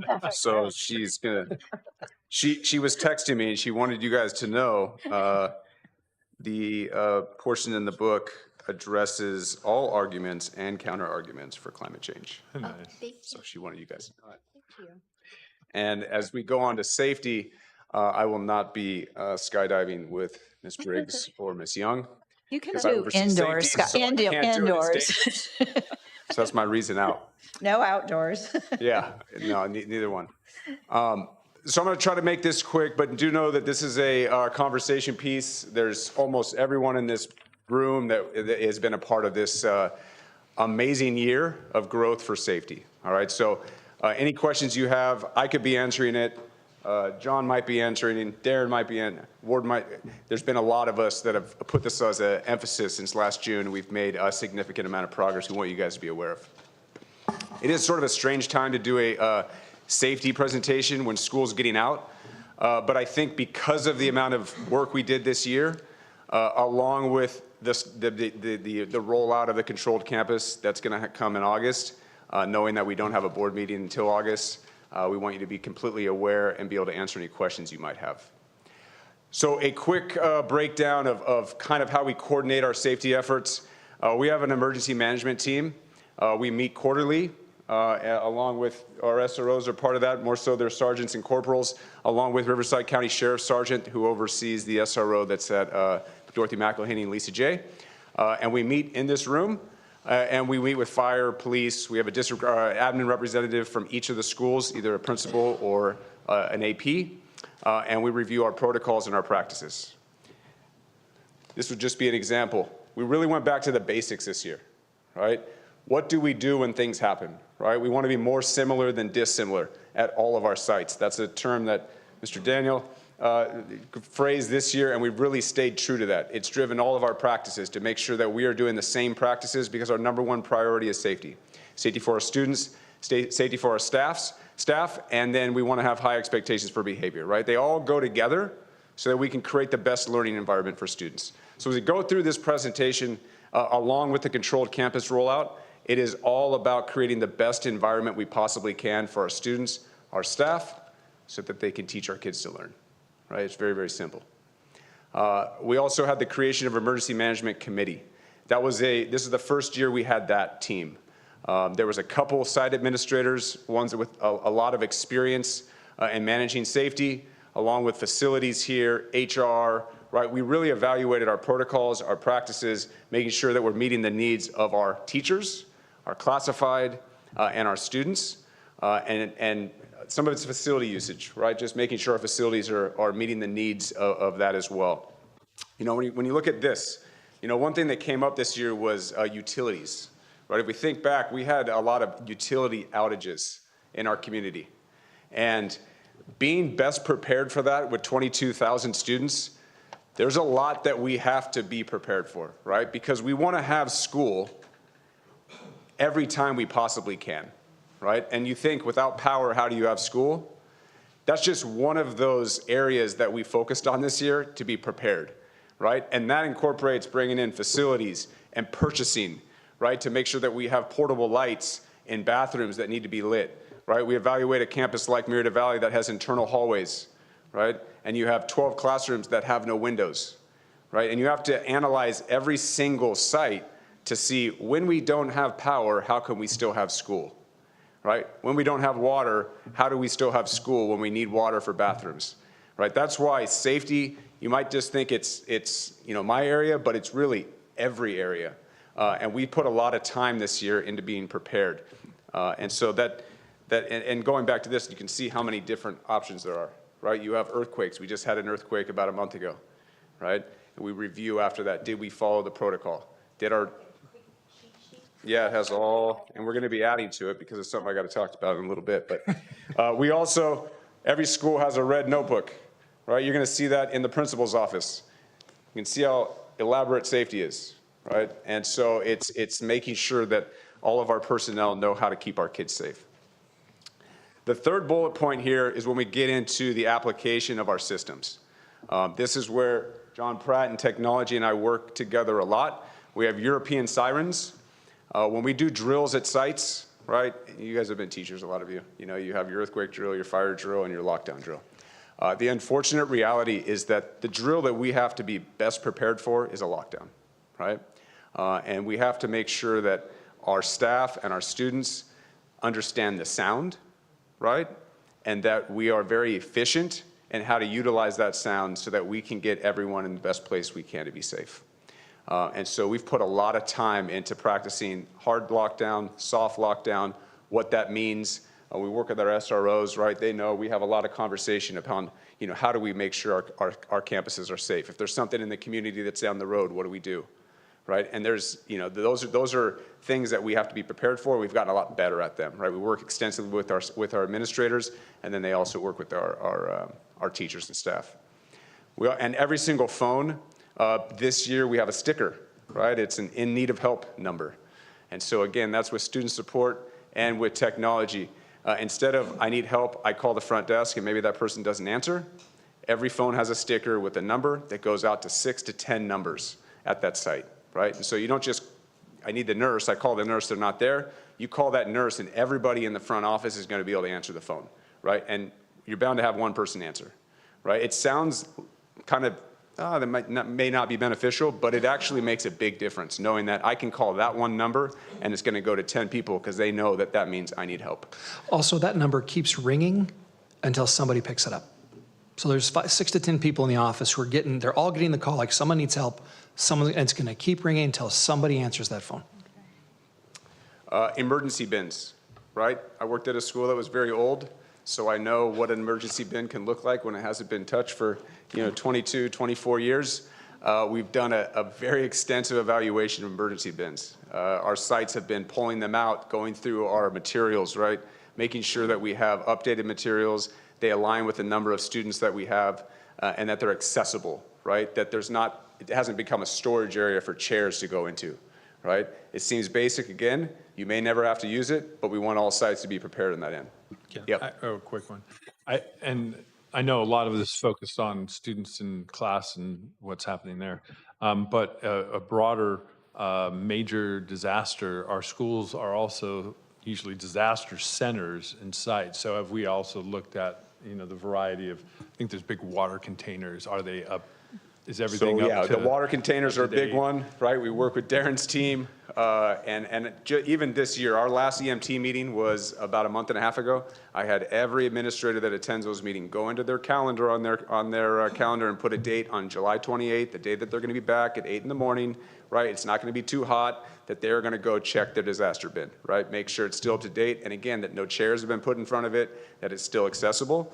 The water, Darren's team has to assist with them because they're big jugs, right? They're very heavy, but we're creating a system for getting those cleaned. Just again, out of sheer curiosity, are they prescribed in terms of, and who prescribes what's in the bins and what we have available as a site for some kind of major catastrophe? Yeah, there's a total chart breakdown based on how many students you have. Is that what you mean? Oh, for the community? The community at large, is that, because I know it's for the students. Most of what we have is for the students, but if we are an evacuation site for some major disaster, when we had the wildfires and people are displaced, if there was a major earthquake, we'd have a lot of people displaced. I was just kind of curious if there's...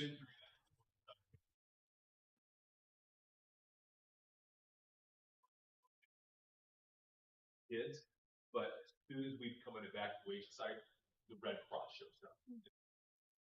Yeah, they bring their stuff. Whatever. So it's mostly a Red Cross effort and maybe with city partners.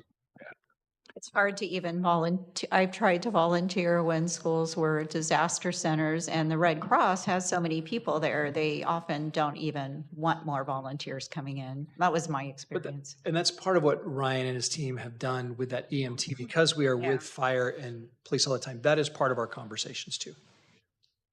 And the last, I know I'd say a lot of stuff. As a teacher, it is really great that someone picks up a phone. If something goes wrong in a classroom, it is awful when you call the office and no one freaking picks up and you only have one. Knowing that there's a line and someone will pick up that line is such a big freaking deal. I've had that happen too. Like when I needed to get somebody and we could only call the separate numbers and nobody was at their desk. Yeah, the sticker also has dispatch. Yeah. Right? it has all the numbers you would need, right? Yeah. Working in your classroom at night, there's nobody there, you still know the dispatch number, because when anxiety comes up, you're not going to remember those numbers. Yeah, I like that. So even the brand new phones that have been deployed, because we just have to swap them out across the entire district, they come with a new sticker right there. Is it one number? Yeah. Did they not? So like at MB, yeah, one number.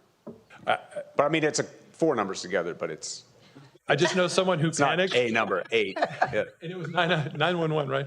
Yeah. And they were so panicked. 991. They hit 991 5 times. They misdialed 911 because they were so, number's a good idea. Somebody's having a seizure in your class, it's pretty stressful. I mean, it has happened to most teachers at some point. So I could see with that happening. I have a question for you, Ryan. On the lockdown, you just mentioned that was one of the biggest ones, I guess, most prepared for. I don't remember, a couple weeks ago, my son texted me, and he's at Vista, and that whole situation with somebody who escaped. Or the car thing. So the picture that he sent me it looked like it was on campus, right? But according to our email, we didn't get it. So it wasn't on campus. So is that on that lockdown situation, did we lock down the whole school? Yes, And then were people able to use that system to access to So say, I'm gonna note on that. Okay. With our new system. Okay. Because we've implemented many new systems this year, and we've had to utilize our newest system one time this year for that Rapture? incident. Yeah. Okay, Yep. all right. Part of the evaluation for emergency is with staffs of, let's say Vista, right? They have 300 staff members and 3,500 kids. Responsibility of staff, right? And a complete breakdown. Each person, what they do, what the responsibility is. And so we've shared with each of the sites what it needs to look like. Every site had something, but taking it to the next level, right? We have a couple sites that had examples that were exactly what we want to model at other places.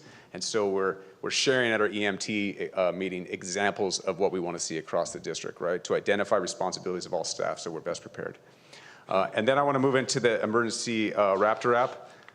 And so this is what it looks like. Some of you guys might have seen it on your phone. John and I spent a lot of time last summer moving through the summer working with Raptor, kind of identifying, and this is credit to Ward, right? Just making sure that he wanted to make sure that our district had an emergency system in place, right?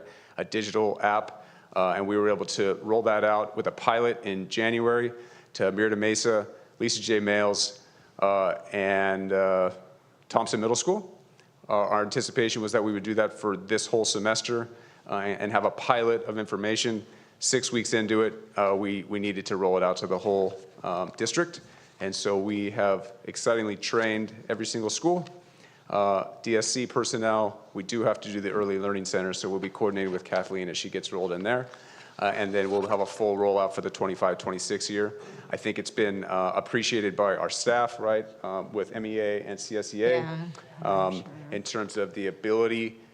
So previous to this app, if there was something that needed to lock down at a site, there was really only a handful of people who could do it, right? It'd be the administrators, potentially a secretary who has the ability on the switch, to communicate to police. Now every staff member, including our coaches, will have access to this. Our bus drivers have it, and we've gone through the protocols. They will not be looking at their phone when they're driving the bus, but their dispatch will and be able to communicate. And so it's been an exciting rollout. So if you look at this app, ours actually only has the lockdown emergency red button on there. We are adding a hazard button this summer. And when this tool is utilized during a situation, teachers get their rosters, right? They can take attendance, right? And if you've been at a school, most of you guys have, again, when you've done drills in the past, it's all paper, right? You're collecting, 3,000 names, and there's really no way of knowing who's there and who's not. And now everything's digitalized, right? Who's missing? And also I want to know our SROs have this app. Right, so we have 8 SROs. John and I met with them. It's all on their phones. So going to your example of Vista, when the school got locked down, this was used, and our SROs were actually on the thread, utilizing it to get to the suspect as quick as possible. So getting to the final point, why the elementary controlled campus. So as we evaluated our systems this year, Murrieta has had a unique circumstance, which is that our parents were able to walk their kids to class in the morning at elementary schools. They were on campus in the morning. They were also on campus towards dismissal.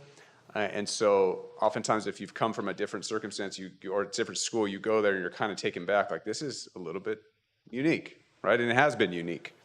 As we evaluate how do we best support the safety of our staff and our students, we are making a change. We will be controlling our campus, and when people are on campus, there's going to be a purpose, right? And there's the Raptor app is going to be utilized for this, but there is going to be a better system for understanding who's on campus, who's volunteering, why are they supposed to be there, and you're not just going to see potentially 300 parents on campus with their kids. And so if we kind of read through this, the committee evaluated current district campus practices and worked with local law enforcement. Again, our police have been a part of this, right? Evaluating our systems to say, what do you guys recommend would keep our students and our staff the safest? We reviewed our protocols in the spirit of protecting the learning environment, okay? And to promote campus safety for students, staff, and all who enter through the school site. And so oftentimes the interactions are not negative, right? But if you're a teacher and you've got 35 first graders and every day a parent is coming up to your door and just wants to chat. My mom taught first grade for 30 years, okay? The preparation level that goes into every single day, I'm gonna tell you, the teachers, as kind as they are, the 3 minutes and the 5 minutes, it does impact their ability to meet the needs of the education of students, right? That is the majority of our parents, right? We do have situations where people are not acting appropriately, right? And so in the best interest of everyone, right, we are gonna be doing a controlled campus. So we brought in PTSA reps from every elementary school, and we met in this room. We had a couple meetings at great length, and we got to hear their perspective on their experience at their elementary school. And going to more similar than dissimilar, we have a lot of different experiences at different schools, right? About I can go on campus, I can't go on campus, I can go to the door, I can't go to the door. And it kind of brought the group together, understanding that, hey, you know what, we need to have our schools similar in terms of access, right? And so we fluidly worked through that and came to an agreement along with, SROs, our staff, HR, right? Our unions are all ahead of this too, and our parents, right? The parents who are all about their access to campus and going to Mrs. Johnson's door, they realized, yeah, we probably should do things a little bit differently. And so it is going to be a change. We're working hard on the communication, right? Monica did a great message about a month ago, allowed a survey to be sent out. We got about 400 responses. Each of our sites has put together an infographic that got sent out this week, right? Kind of in preparation for next year. We'll have more messaging going out at the end of July and more leading up into the start of the year. So some of the specifics, right? The parent volunteer process in terms of background checks, we are obligated to have a level of who's on campus. And so we're working through those specifics. Again, with HR and John specifically, we're spending a lot of time in terms of what that process is going to be on. But don't be surprised, it's going to be very modern now. You're going to see kiosks. You're going to be able to have a QR code on your phone that you've done on your own, where you've downloaded your app with your picture. The kiosk is going to match, your QR code with your face, right? And there's a lot. You might go to a Friday Flag and see 4 kiosks essentially where people are checking themselves in. It's getting a sticker and their badge. We are coming into the new century of technology. Is it going to be like clear where it's scanning our eyeballs and I don't at the know airport? about that. I don't know if it's quite to the Facial eyeballs, recognition. but you do have to scan and upload your driver's license, Yeah. front and back. Yeah. And then the app does like the same way you do your picture ID face recognition, it's the same type of technology. And then so when you come in, you've got your app open, it gives you an individual QR code, say, here I come, and you scans it, it's looking for that picture, and then it's gonna look at your face again right there and make sure you're the right person. And then it will print a badge for you. And so We anticipate this to create a great opportunity for our parents. There's a heightened sense of everyone coming on that campus will have a badge for these events, or depending on what the day is like and the purpose why they're there. No longer is it just open doors and I'll come in and hang out for 15, 20 minutes and then leave, and who left, who didn't leave. We need to be certain. Yeah. So What if the visitor, the parent, the grandparent, whoever doesn't have a driver's license? Would that then require a personal intervention to look at a passport or something? It'll work with an ID. It would have to be individualized. Any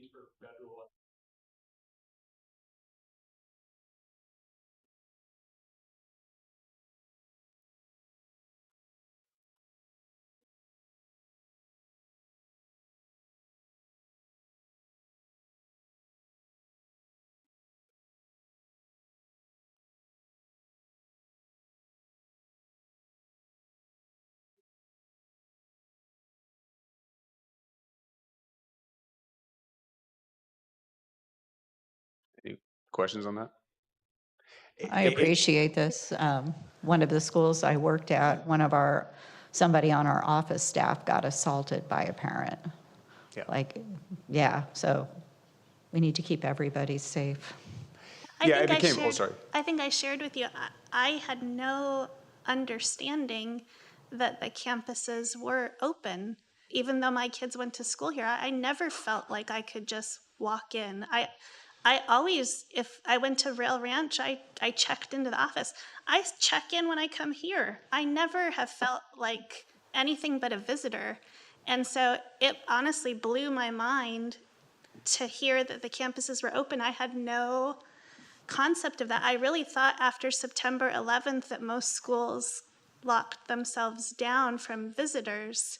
So, I mean, I'm completely supportive of this. My only concern is, ID is an issue with some people and not everything can be scanned on the kiosk. So I just want to know that there's still going to be a human there in the office that can pull someone up and look at the record and say like, Yeah, there is a human that will be at the front desk, but one human is not going to be able to process them for an event such as Friday Flag. That's why they have the kiosks. Can I ask, what if there's like immigrant parents who don't have a state ID and may want to see their kids get some kind of award? Is there a way to deal with that? We'll have to look through kind of how our system would be work for something that was different than a driver's license or valid ID.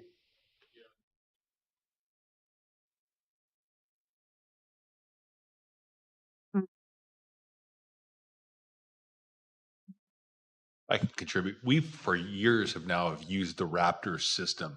This is just the new iteration of kind of the self-service opportunity.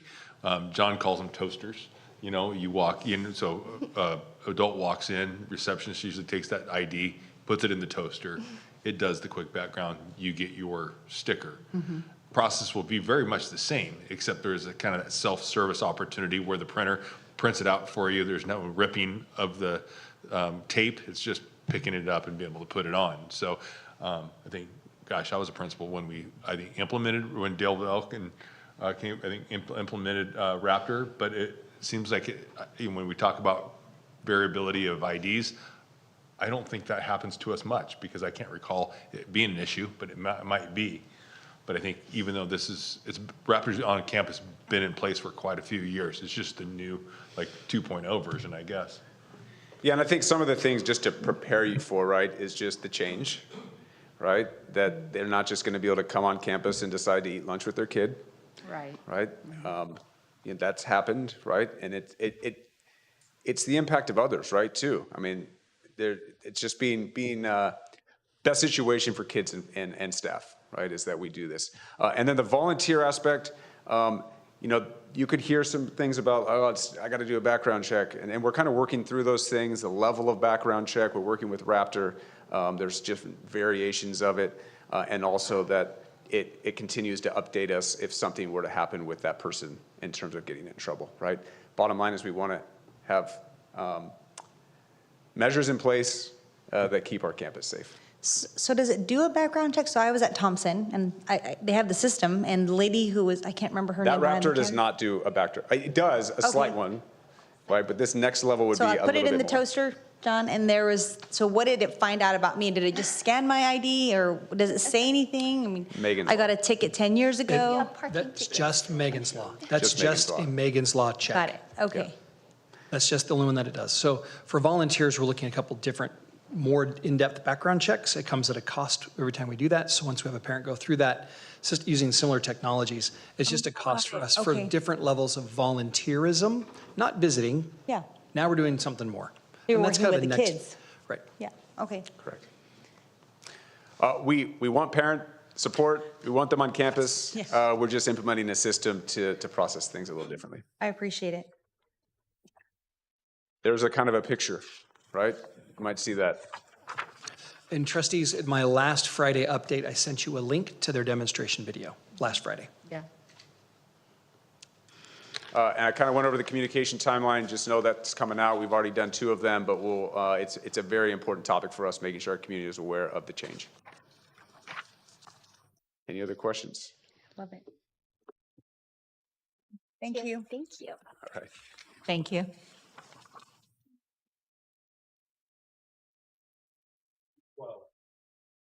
Sorry, item G12, approval of agreement between the City of Murrieta and the Murrieta Valley Unified School District for school resource officer services.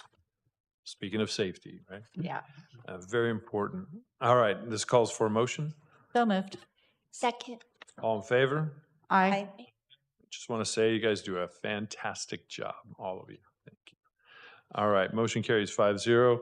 Item G13, approval of 2025-26 short list of qualified vendors for after-school enrichment classes under the district's Expanded Learning Opportunities Program, ELOP. Calls for a motion. Oh, can I have a question?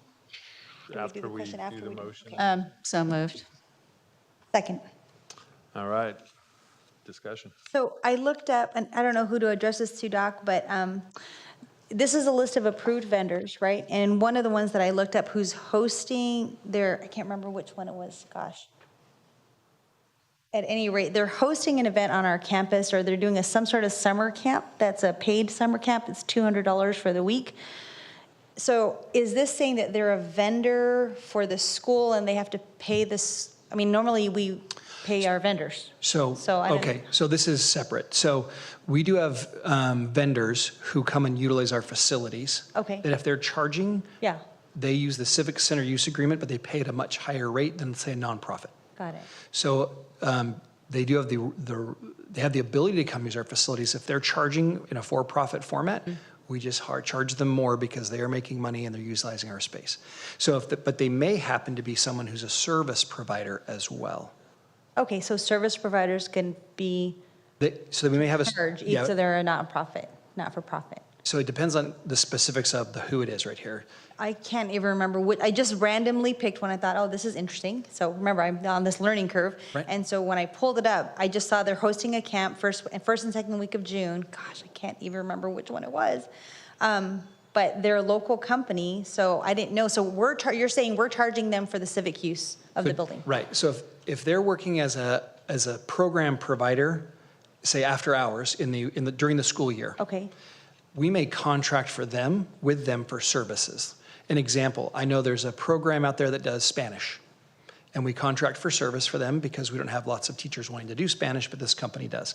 So we're paying them to come and teach a Spanish class in the after-school program for ELOP. Now, that same contractor may say, I have so much demand, and there's a need for more of this class. I want to offer it in a for-profit, for-me-profit. I'm going to contract to use the space to conduct my event. got it. So then that changes the structure of those are like same person, but separate arrangements. Got it. Okay, thank you. Would that still be ELOP? It may not be ELOP. Sounds like. It just might be a vendor.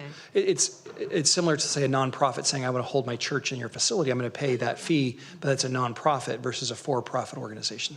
Okay. All right, we got our motion in a second. All in favor? Aye. Aye. Any opposed? Hearing none, motion carries 5-0. Item G14, approval of certification of authorized agents for the 2025-26 school year. Calls for a motion. So moved. Second. All in favor? Aye. Any opposed? Hearing none, motion carries 5-0.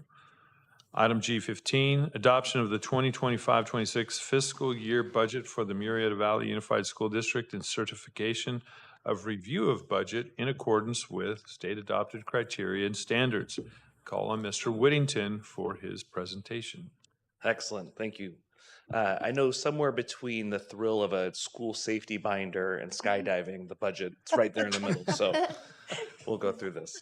I don't think the public knows how much you really love your job, James. To me, it's more thrilling than skydiving, but I get that, maybe not for everybody. That's So awesome. thanks for letting me present the budget this evening. This is the 25-26 proposed budget. We go through a process every single year to update you guys, and this is kind of the kickoff for the new budget cycle. So before I get into it, the budget is a very collaborative process. It takes input from all the different departments, all of our different sites. A large team that works on it. This year in particular, the timing of the May revise and some of the data points caused some nuance, so I'll point those out as we go through it. And I do want to acknowledge that our Director of Fiscal Services, who left to have her baby, will be coming back at the end of this month, but in the short term, in her absence, we had a lot of help from Jolie Lindemeyer in our office, who did a fantastic job stepping in and helping fill some of those roles while Samantha was out. So let's get into the timeline of the budget in California. So we're, again, at the beginning of that cycle. Really, the governor's January budget is what really kicks off the new budget cycle. But it's really just a point in time where the governor's setting priorities for the state. And we don't really have good data points until we get to the governor's May revise. So once we get the governor's May revise, we start working off those data points to update for adopted budget and get our prior year estimated actuals or current year estimated actuals and looking ahead. While we've done all this, the state is still negotiating back and forth with the different legislative bodies to come up with the enacted state budget. So the state still doesn't have their enacted budget at this point, but if the state legislators want to get paid going into July, they will do that before June 30th, and we've got some early indications that it'll happen on time this year. One of the things that will happen is once we get that enacted state budget, we'll make all the adjustments from what we projected in this document through a 45-day revise, where we'll give the updated factors after we get the new budget trailer bill language, all the specifics that come out in the budget. So a lot of times the budget data that comes out isn't specific enough. So one of the things that was talked about in May revise and in some of the negotiations was a discretionary block grant, but no information on how that discretionary block grant will be distributed to the local level. So we know the dollar amount for the state level is several $1 million, but we don't know what that means, or several $1 billion, but we don't know what that means for us here in Murrieta Valley. So it's hard for us to project that and be accurate. So there's things like that we leave out, and we will update once we get the final language for the board. After that 45-day revise, we still are spending some time closing out the prior year, so we'll present to the board in September the prior year unaudited actuals, and then those will be presented to our auditors, who will complete their audit work, and that will close out the 24-25 year. And then we go into the LAO forecast in the October timeframe. We have our first interim budget that we present to the board in December, and then the cycle kind of really restarts for the next year. So one of the big factors in this year's budget proposal, both in the January governor's budget proposal and the May revise, was the intent from the legislator, for the governor really, to exhaust most of the rainy day, most of the safety nets that are built in the state budget system. So I think that's something that sets the tone. Not trying to make cuts at the local level, so there's a protection of the local level. We appreciate that, but it puts the state's budget in a precarious situation where they're exhausting their reserves and their ability to adjust to change in the future. So that's a kind of a key underlying tone of the budget this year. The other big thing that's happened to us the last 2 years, as state and macroeconomic data has been fluctuating a bit, we see the COLA that changes over time. And so this bar chart has 2 bars for each point in time. So we have the enacted budget as the first set of 2 bars, and then we have the LAO's fiscal outlook, which came out in December. We have data from January, and then we have our May data. So those are all about 3 or 4 months apart, sometimes less. And the blue bar represents the COLA we had for last year. The green bar is the COLA we have for next year. And so you can see over time that COLA number can fluctuate greatly. And a 1% COLA for us as a district is about $3 million, $3.5 million. And so as that amount fluctuates in the case of last year's enacted budget to the fiscal outlook, you can see it changed by 2.7%. That's a big fluctuation for us as a district. It's a multi-million-dollar fluctuation in terms of revenue that we'll receive or we project to receive. So it's something we're contending with. The swings this year were not as severe, but you can see when we first started looking at the 25-26 year, we had a 2.93 budgeted COLA. That dropped in December to 2.73, dropped again in January to 2.43, and then when the final statutory COLA was released, it was 2.3. So at each point in time, we're looking at the economic factors, and the state's providing data, and those data points keep changing, so we get more certainty as we go. But in this case, you can see those COLAs have lowered in recent years, and so that does affect our ability to plan revenues. So you said the blue bar is last year, the green bar is this year? Yes. Okay. And for our planning purposes. Some other big themes, like I said, the uncertainty of revenues at the state level. We have a couple things happening at the state level with deferrals that in the governor's May revise. He used a lot of tools immediately to combat what looks like a revenue downturn, including the bring back of some very large deferrals in terms of revenue we get from June to July. And the state has some other tools that they pulled out right at the beginning. And so it's a little troubling to see the state immediately going to the toolbox as things tighten up without looking at where they can stabilize the budget. So a deferral, this was a popular tool where the state says, we'll pay you your allocation a few months from now or a certain period of time. And so that's the purpose of the reserve, because they won't send an allocation to us right away. And we are expected to operate, even though they're not going to send us our allocation on time. And that's a common Sacramento strategy to make the money work. And they're doing it again right now. Yeah, the state follows their own set of accounting procedures, I would say. It's the equivalent of taking your mortgage and saying, instead of paying it in the month of December, I'm going to pay it in January, and then not call it an expense for last year. That's an expense for this year. And so as long as I keep doing that, I just keep the credit card rolling, and 1 year I get that savings of only paying 11 mortgage payments instead of 12. And that's essentially what the state's doing with these deferrals right off the bat. So. How long are they delaying the payments? In this case, this first one they're doing is what they're calling it's a cross fiscal year deferral, and it delays payment from that we would get at the end of June to the very beginning of July. So it crosses the fiscal year and allows them to cross that threshold of not counting it. We only have a delay of a couple days. Oh, okay. But at the state level, they count it. They go from counting it in 1 year to counting it in the next year, which gives them budget savings. It just makes me nervous because they've done this kind of stuff in the past, like months out. Right. And in order for them to repay it, they have to earn back that full amount and put it back into a year where they're making two payments, because they've made the payment in July and they have to make that subsequent payment in June to pay up their debt. Oh, and there are organizations that can push back on that. Yeah, So, and they are. like CSBA, yeah, and, you know, we can all, when they ask us to contact, you know, I follow up and do it, but yeah, it works. So anyway.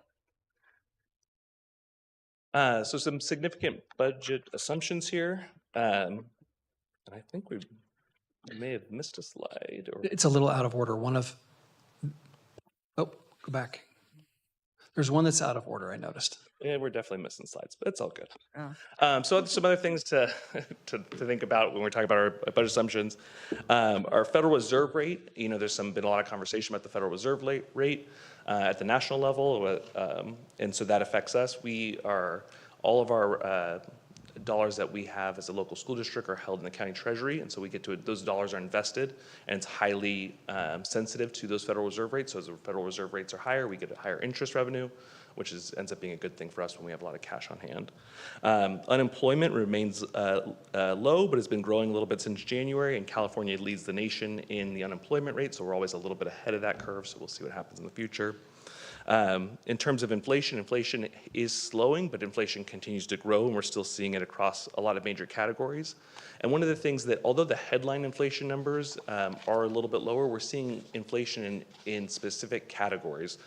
So for example, we've been contacted already by Waste Management that our utility bill for trash services will go up 18 to 24% for next year, which is a large increase when we're talking about trash How service. do they justify an increase like that? A whole slew of things. They have fuel costs, they have labor costs, they have all the different things, so then it matriculates into the fee that we pay as an organization. Regulations. Is that would they have done something like that in anticipation of gas? I saw that California, supposedly the gas is going to go through the roof and da-da-da. Would they? Tough to say. It's possible that could be a portion of it, or that could be part of their calculation they're doing when they're doing their own budget planning. But we do see, although headline inflation numbers are down, we do see some categories where we're specifically paying some very large increases year over year. With the headline, and we'll see if they actually follow through, but the increase in the gasoline sales tax will affect what we pay for fuel. And then anything that gets delivered to us, right? Or when they haul away the waste, yes, you are right. So they have to calculate that in, and that's kind of what we're trying to do as well. So how many of our buses are electric?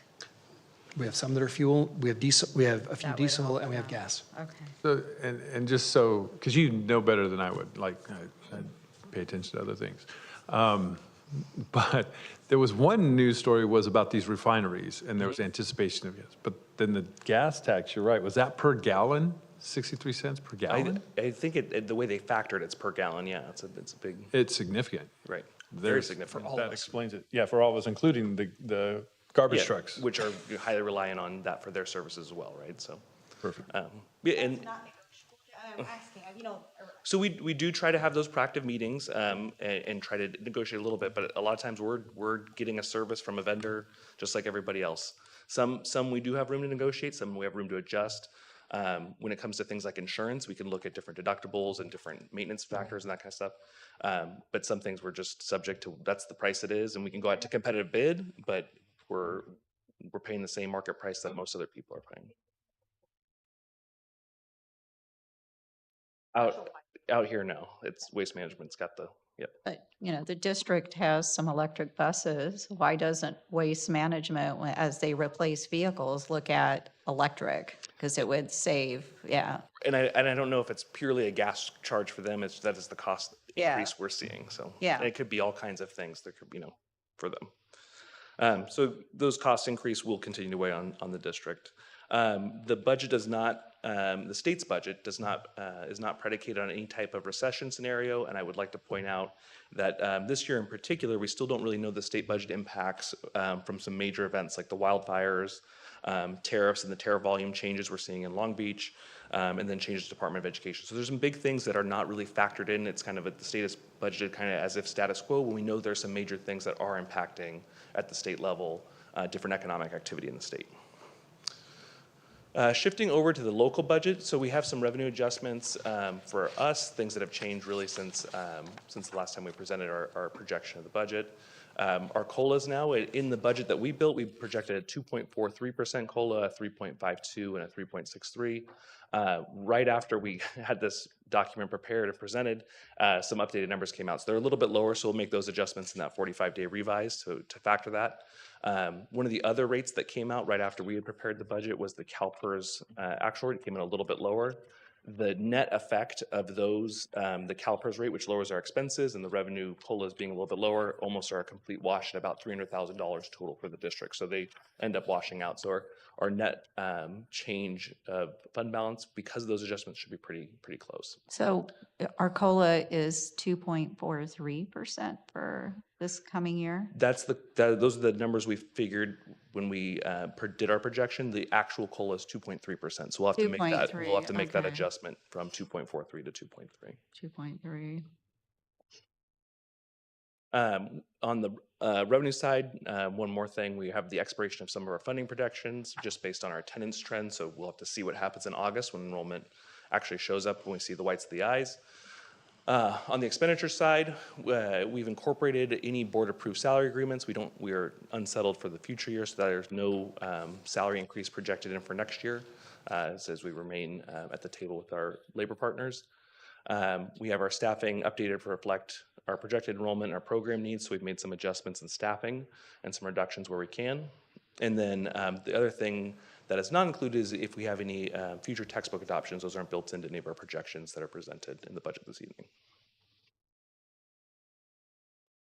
To summarize the general fund, this is where I'm going to lose everybody because it's a bunch of numbers on the screen, so I apologize. But what I wanted to highlight here is those gray set, those first four columns, is the 24-25 budget cycle. So the first columns are adopted budget. So when I presented last year in June, that was our adopted budget, revenues, expenditures, our increase or decrease in ending fund balance, beginning fund balance, and our ending fund balance. Those numbers get updated as we go into December with our first interim, which is the next set of columns, and then again in March with our second interim, and then again tonight for our estimated actual. So you can see some pretty significant shifts as we go through the year. We do make changes, and so although tonight's is a projection of the budget, I can guarantee it will be incorrect. It was incorrect as soon as we printed it, actually, with just those COLA numbers. So we will continue to make those updates as we go through the year, but you can see this is our starting point for 25-26 in terms of our adopted budget. When we zoom out and look at the general fund over the next 3 years, so every year or every budget cycle, when we're presenting the budget, we're presenting the current year and the 2 subsequent fiscal years. This is summarized data for the general fund, broken out unrestricted, restricted, and combined. So the bottom set of numbers is our combined general fund. What I'd like to highlight on this slide are those blue bars, the increase, decrease in fund balance. And so it's broken down for unrestricted in that top blue bar, the restricted side of the ending of the general fund, and then the combination. The one that is, I think, most crucial to pay attention to is that unrestricted deficit spending, those red numbers at the top, because that is where we have the most flexibility as a district to make adjustments. Typically on the restricted side, we are directed to spend those dollars in a certain either time frame or on a specific program, and so it's harder to overspend those restricted dollars because they're driven by the specific programs and grants that we're getting.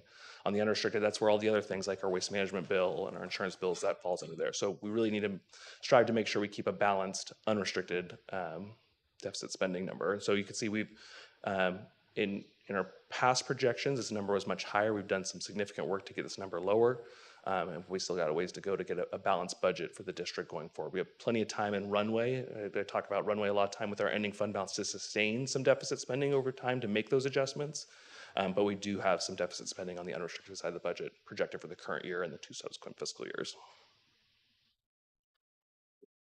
All of that translates into our ending fund balance. So at the end of the day, what's left in the bank for the 25-26 year, the 26-27, and 27-28 year. Summarized here, we have our required reserve as that first line. So the state requires a 3% reserve. We've maintained that in all 3 years. We have our restricted ending fund balance as the next line, so funds that are restricted for a specific purpose. And you can see we're spending that down over time. A lot of those dollars are dollars we received upfront, and then we'll spend over time. So we've recognized the revenue, it's sitting in our bank, and then we're spending it down over time. We have just over 4 million to just over 5 million assigned for a specific purpose. So this might be specific site dollars or dollars are assigned at the local level. And then we have our unassigned or committed funding balance that's available for all general needs that we have. And so you can see that number drops from just under 58 million to just above 33 million. That's where we have that ability to weather some of that deficit spending we're seeing in the multi-year projection is in that number. So that's the number to keep an eye on. And just a reminder about a structural deficit. So it's where our ongoing expenditures outpace our ongoing revenue. So we see that on the unrestricted side of the budget. We do have some structural deficit. We've done some addressing of that and lowered that number to give ourselves more timeline. But we do have some structural deficit spending that we need to address either through revenue growth, through new enrollment, new grants, new awards, or a reduction in spending to help balance that out. We also have some strategic spending, so that restricted dollars that we're spending over time, we've got some one-time money that we have plans for to spend over time.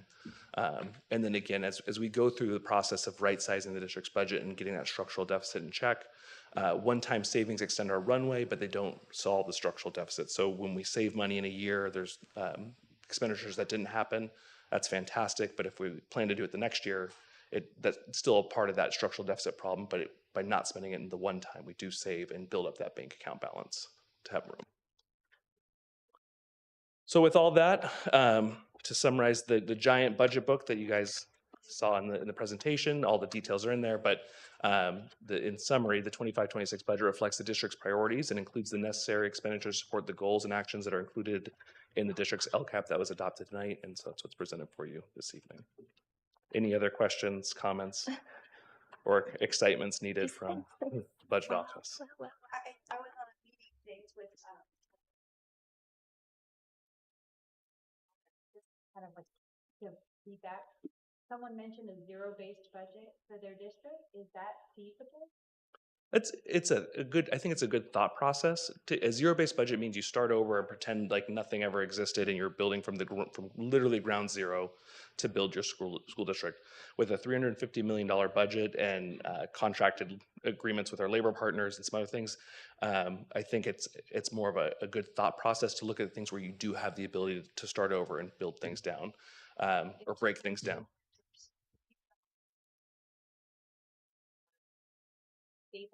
Yeah. Without having to rely on the state.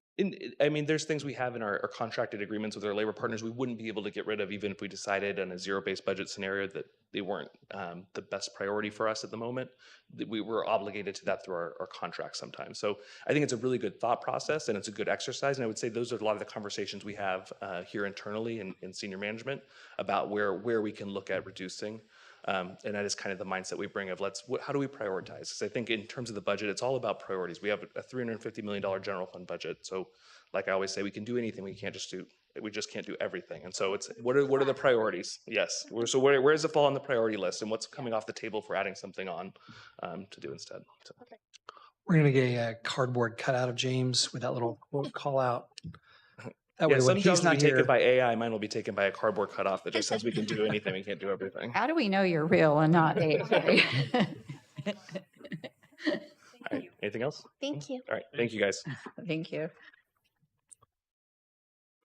All right, moving on to item G16, adoption. I'm sorry, we have to go back one to, we have to adopt that. We do need to do that, don't we? Thank you. This, We did the motion already, right? no, we did No. Did not. not? Hold Oh, on. okay. So we need a motion to adopt. So moved. All in favor? Aye. Aye. Any opposed? Hearing none, motion carries 5-0. Item G16, adoption of resolution number 24-25-32, authorizing the Education Protection Account, EPA requirements. Calls for a motion. So moved. Second. All in favor? Aye. Aye. Any opposed? Hearing none, motion carries 5-0. Item G17, adoption of resolution number 24-25-33, adopting wire transfer payments for fiscal year 2025-26. Calls for a motion. So moved. Second. All in favor? Aye. Any opposed? Hearing none, motion carries 5-0. Item G18, adoption of resolution number 24-25-34, authorizing and providing for the levying of special taxes within various community facilities districts. Calls for a motion. So moved. Second. Any discussion? I do have some questions. Yeah, I do too. Yes, go ahead. I think we'll need James and your colleague to come up to the podium to respond. I did have some people very concerned about this agenda item about special taxes and basically who's paying these taxes and levying. I was under the impression it's the new construction is where most of this is coming from. But So I think a good basis for this, these are community facilities districts of Melrose taxes. So when new homes are constructed, and typically when they were constructed out here in Murrieta over the last 30 plus years, developers would adopt a community facility district and they would actually vote on it. The developer actually votes on it. They're the sole vote in authorizing it. And then when those folks purchase their homes, there's disclosures in those agreements where they are passing the tax along. So these are taxes and obligations that have already been set up years ago by developers. And then as people buy those homes, they assume those taxes as buyers of those homes. So each CFD represents a certain block. And so some represent, condo units, some are massive housing developments. We have a whole mix here in the valley. so some of them are existing homes and units, and some of them are new builds, but it's all within the contract of purchasing that home. Correct. So when you purchase your home, these are the mellow, I remember growing up in Murrieta, and you would see the one housing development said no mellow roofs. These were the ones that were not the no mellow roofs. These were the mellow roofs ones. And so each of these developments, as they go through that, they have to pay developer fees either way to us as they're developing houses so that we can build school facilities. And so one of the tools the developers use, they'll initiate a community facility district in lieu of paying those developer fees. And so then it's a way to pass on the fees that come with that development to us. And we can use those proceeds for school facilities that benefit that community or that development. And it would be correct to say that what we're essentially voting on here is we're accepting some of these taxes, because I did see parcel numbers. Are they for the different purchases that were made in this past year? And then we're just kind of saying, yep, we want. Yeah, so the developer established the community facility district in terms of that community facility district and how much each parcel in that community is going to pay and what the timeline is going to be for that. So once that's been set up, usually what happens is those payments will come in those annual tax payments, and we'll have issued CFD bonds to get our money up front. And so then these levies are repaying the debt service on those bonds that were issued years ago when those CFDs were established, so we can have the funds on hand to make whatever facility additions need. So if we need to build portables, we can't wait for 3 years or 5 years or 10 years to collect $20 million or $10 million or $2 million, whatever that number is. And so we issue bonds to get that money up front, and then these levies pay the debt service on that over time. It's like similar to the GO bonds, but these are CFD bonds that have been issued. I'll add on top of that all of the 31 CFDs, they're all currently built out. These are existing CFDs that have been established already. All the homes have been built. The bonds have already been issued. The school facilities have already been funded and expended at this point. So at this point, the special taxes being levied are only going to service those remaining debt obligations. So all the special taxes that are collected are primarily, in large part, just used to make interest and principal payments on existing outstanding obligations of the community facilities districts. Yeah, I think it's important to note it's not a new levy of taxes that the board is authorizing. They're authorizing the continuance of those prior obligations that is paying that debt service. That was my question, actually. So it's an annual thing, and it's just basically a formality for the county? The county requires us as the taxing authority to authorize them every year. Okay. And it's a transparency item too, so the board's aware that this is happening. We come forward each year and disclose this to the board that this is happening under Murrieta Valley Unified School District's name. These do appear on people's tax bills each year, but it has already appeared on all the prior tax bills. And you're our consultant. Yes. Yeah, Jesse Landry. I was going to say, I think we should know that we have a consultant specifically for this type of thing, because it is pretty, not that it's super complicated, but you have to stay in the knowing. It's super complicated. Okay, thank you. I told Darren, I am learning all of this stuff, but I'm on a bit of a learning curve here, but I'm grateful we have a consultant who can give us this information, because I got the maps, and Nick, I asked Darren for it earlier. It's the maps of the houses that are levied, or the parcels that are levied for this, so. And you can see on the list, some of these CFDs go back to the 1990s. Right. So they're from when Murrieta was first developing.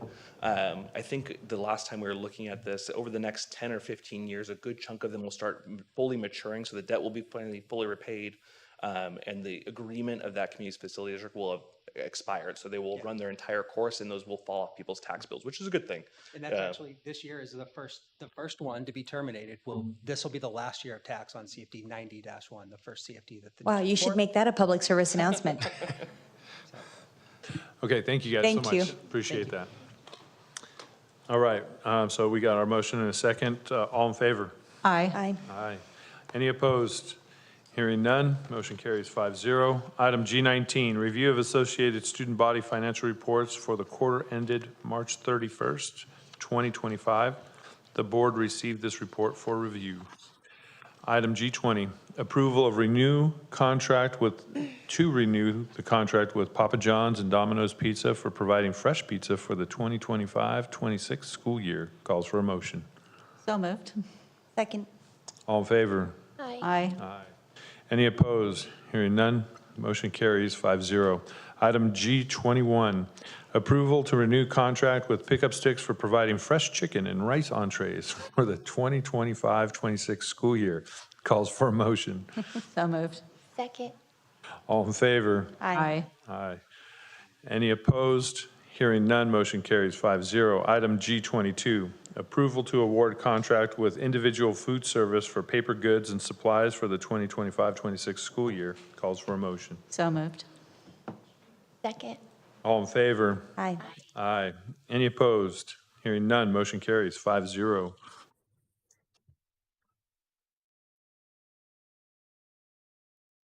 Item G23, approval of renew contract with Gold Star Foods to provide food items for the 2025-26 school year. Calls for a motion.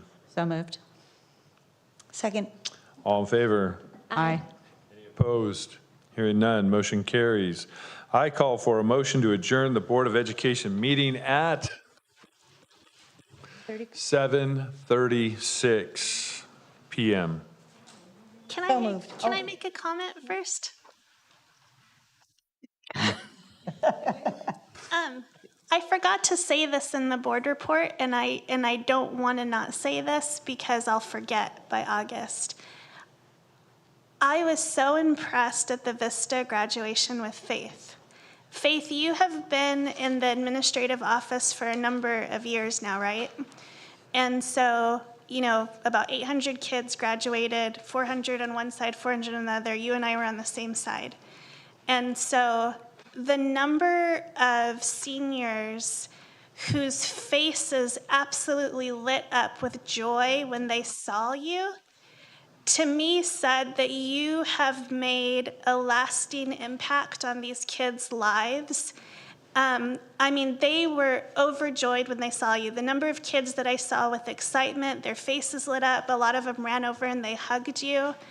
And so if it didn't dawn on you directly, I noticed that you have made a huge difference on the future of our community. So I just wanted to, I would have killed myself if I wouldn't have acknowledged that.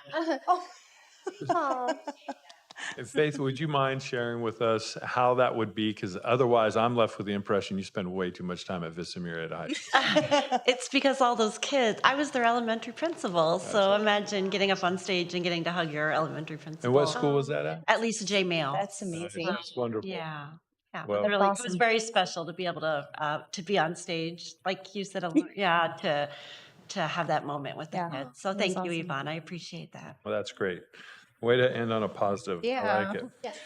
All right. So I think did I get a second on that? Yeah. Okay, all in favor? Aye. Aye. Any opposed? Hearing none, meeting is adjourned. Thank you.